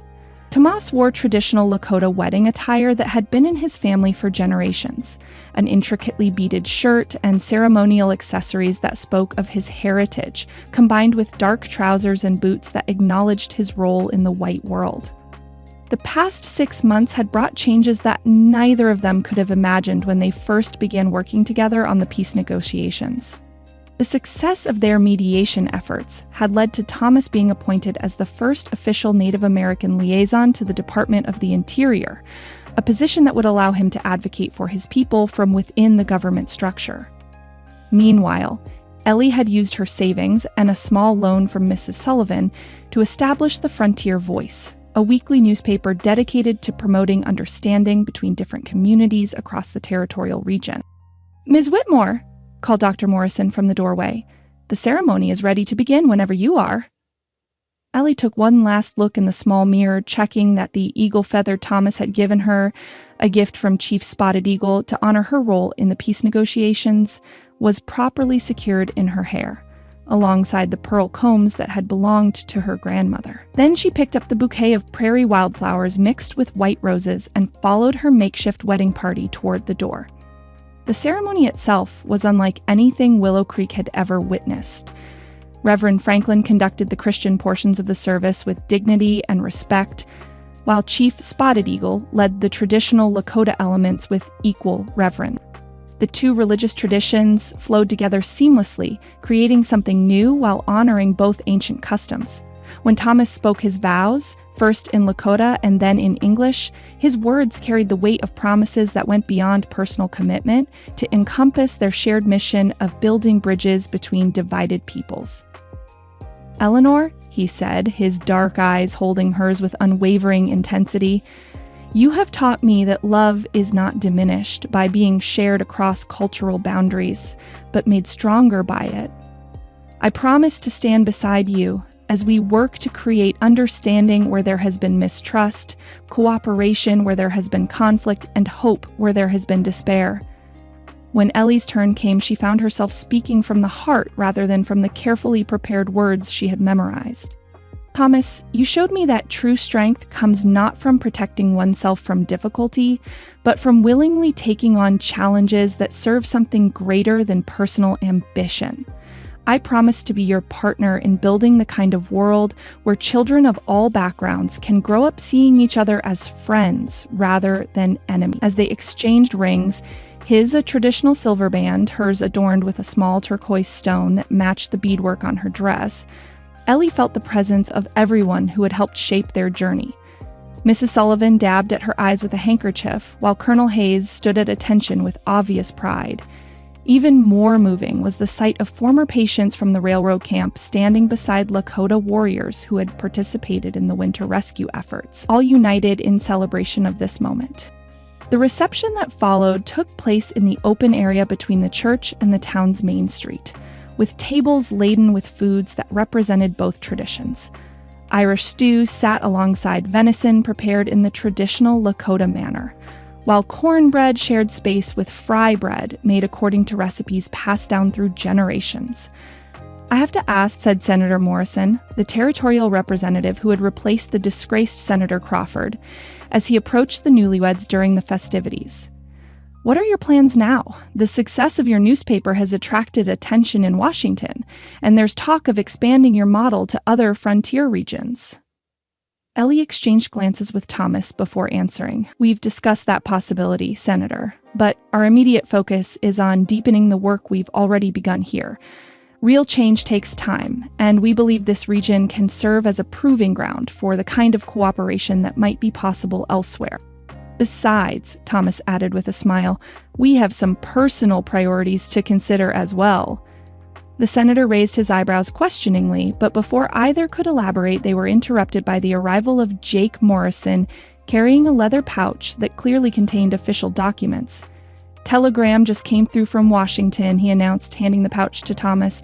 "Looks important." Thomas opened the message and read it quickly, his expression shifting from curiosity to amazement. "Ellie, you need to see this." The telegram was from the Secretary of the Interior, formally requesting that both Thomas and Ellie travel to Washington to consult on a new policy initiative aimed at preventing frontier conflicts through improved communication and cultural understanding. "They want us to help design a program based on our work here," Thomas explained to the gathering crowd. "Training for government officials in cross-cultural negotiation, guidelines for journalists covering frontier issues, formal protocols for dispute resolution." "It's an honor," Ellie said carefully, "but also a tremendous responsibility." "One you're both uniquely qualified to handle," Colonel Hayes interjected. "The success you've achieved here speaks for itself. The peace accord has held for 6 months without a single violation, and your newspaper has been reprinted by publications from New York to San Francisco." As the celebration continued into the evening, Ellie found herself reflecting on the extraordinary journey that had brought her to this moment. 3 years ago, she had been an ambitious journalist seeking recognition and career advancement. 2 years ago, she had been a disgraced woman struggling to survive in a frontier town. Today, she was the editor of an influential newspaper, a respected mediator between cultures, and the wife of a man who shared her vision of a more just and understanding world. "What are you thinking about?" Thomas asked, joining her at the edge of the celebration, where she had retreated for a moment of quiet reflection. "About how impossible this would have seemed when I first arrived at Fort Lincoln," she replied, gesturing toward the mixed group of celebrants. White families and Lakota families eating together, children playing games that combine traditions from both cultures, men who once saw each other as enemies now discussing business partnerships, and wondering if we're dreaming too big when we think this could be replicated elsewhere. Thomas took her hand, his thumb tracing over the unfamiliar weight of her wedding ring. "Do you remember what my grandmother used to say about dreams?" "No, tell me." She said that the biggest dreams are the only ones worth pursuing because small dreams don't have the power to change the world. As they walked back toward the celebration, Ellie saw their work with new clarity. The newspaper that had started as a local publication was already influencing policy discussions in territorial capitals. The mediation techniques they had developed were being studied by officials across the frontier. Most importantly, they had proven that people from vastly different backgrounds could not only coexist, but actively support each other when given the right leadership and opportunity. "Thomas," she said as they reached the edge of the gathering, "I think we should accept the Washington assignment." "Are you certain? It would mean leaving this community just when our work here is really taking root." "I think the roots are strong enough now to survive our temporary absence. And if we can help prevent even one unnecessary conflict by sharing what we've learned," she shrugged, "how can we not try?" The evening concluded with a traditional Lakota blessing ceremony, during which Chief Spotted Eagle spoke words in his native language that Thomas translated for the gathered crowd. Him says that today we have witnessed the creation of something new, not the victory of one tradition over another, but the birth of a third way that honors the best of both. He believes that our children will grow up in a world where such unions are celebrated rather than feared, and where the strength that comes from diversity is recognized as a gift rather than seen as a threat. As they prepared to leave for their wedding night, which would be spent in a small cabin that the community had prepared as their first home together, Ellie was approached by a delegation of the town's children, including Mary Patterson and several young Lakota who had become regular visitors to Willow Creek.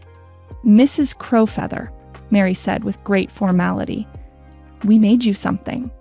She presented Ellie with a book they had created together, stories written in both English and Lakota that celebrated friendship and cooperation between children of different backgrounds.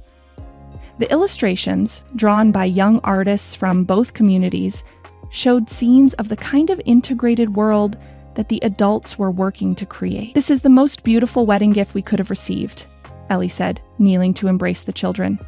"And I promise you that Mr. Crowfeather and I will work very hard to make sure the world you're imagining becomes real." Epilogue. 5 years later, the small schoolhouse that Ellie and Thomas had built behind their expanded home buzzed with the voices of children speaking in 3 languages: English, Lakota, and the mixture of both that had evolved naturally among the young people of their community. Ellie stood at the window of her study, watching her husband lead a group of 8-year-olds in a traditional storytelling circle while their 4-year-old daughter, Sarah, listened with rapt attention from her place in his lap. "Mama," called their 6-year-old son, David, bursting through the door with the energy that characterized everything he did. "Papa's telling the story about the time you and he stopped a war with just words." "Is he now?" Ellie smiled, setting aside the manuscript she had been editing. The Frontier Voice had grown from a local weekly to a nationally distributed monthly publication that was required reading for anyone interested in territorial affairs. More importantly, it had inspired similar publications across the frontier, creating a network of voices committed to promoting understanding rather than perpetuating conflict. "Will you tell us the real story later?" David asked. "The one with all the parts Papa leaves out about how scared you both were?" "Of course," Ellie promised, ruffling his dark hair that was already showing the stubborn cowlick he had inherited from his father. "But first, don't you have lessons to finish?" David groaned dramatically but returned to his desk where he was working on a writing assignment that required him to interview elderly members of both communities about their memories of life before the peace accords. It was exactly the kind of project that would have been impossible just a few years earlier, but which now seemed natural to children who had grown up seeing cooperation as normal rather than remarkable. Through the window, Ellie could see the afternoon mail coach approaching. bringing the latest batch of correspondence that would require her attention. Letters from government officials seeking advice on handling territorial disputes, requests from journalists wanting to visit their community to study their methods, and invitations to speak at conferences across the country. The success of their work had created opportunities they had never imagined, but also responsibilities that sometimes felt overwhelming. "Another Washington invitation," Thomas announced later that evening as they sat together on their porch, watching the sunset paint the prairie in shades of gold and rose. He handed her the official envelope that bore the seal of the president's office. "What this time?" Ellie asked, though she suspected she already knew.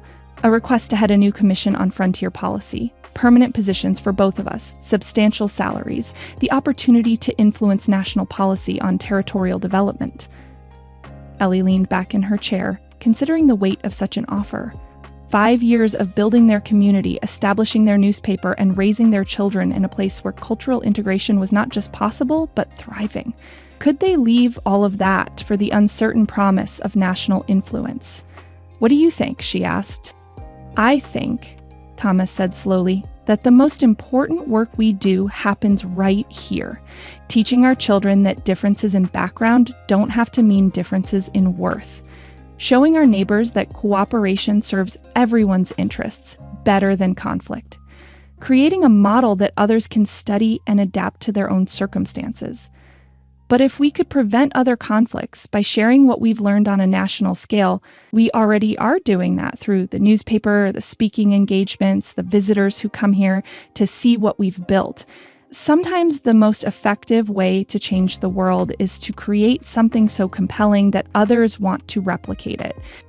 As if summoned by their conversation, Sarah appeared in the doorway, wearing her nightgown and carrying the rag doll that had been made for her by Thomas's grandmother before the old woman passed away 2 years earlier.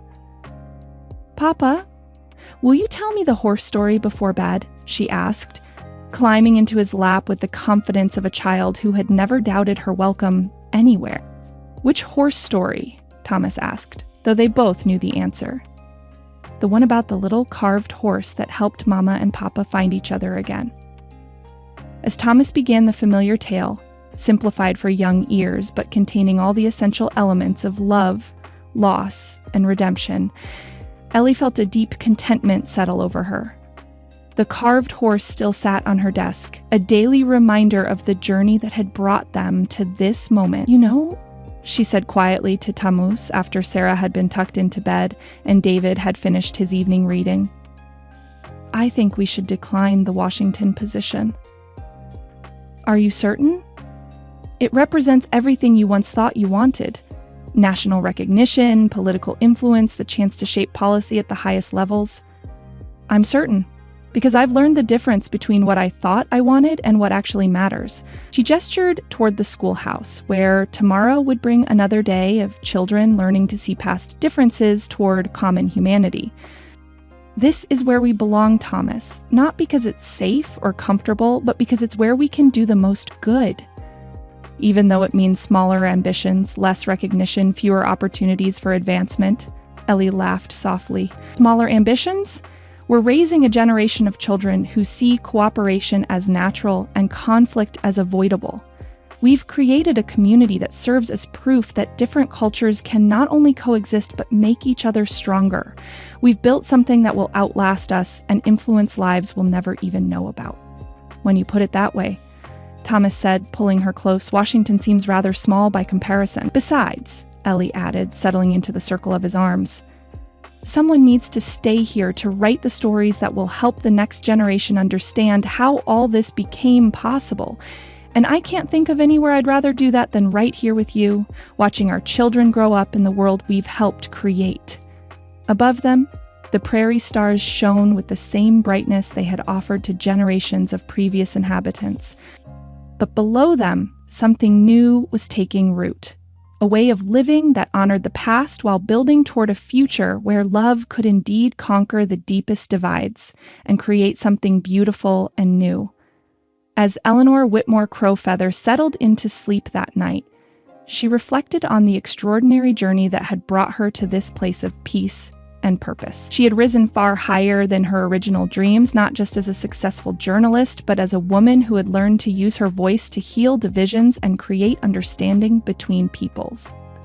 And tomorrow would bring new opportunities to continue that work in the company of the man she loved and the community they had built together, one story at a time.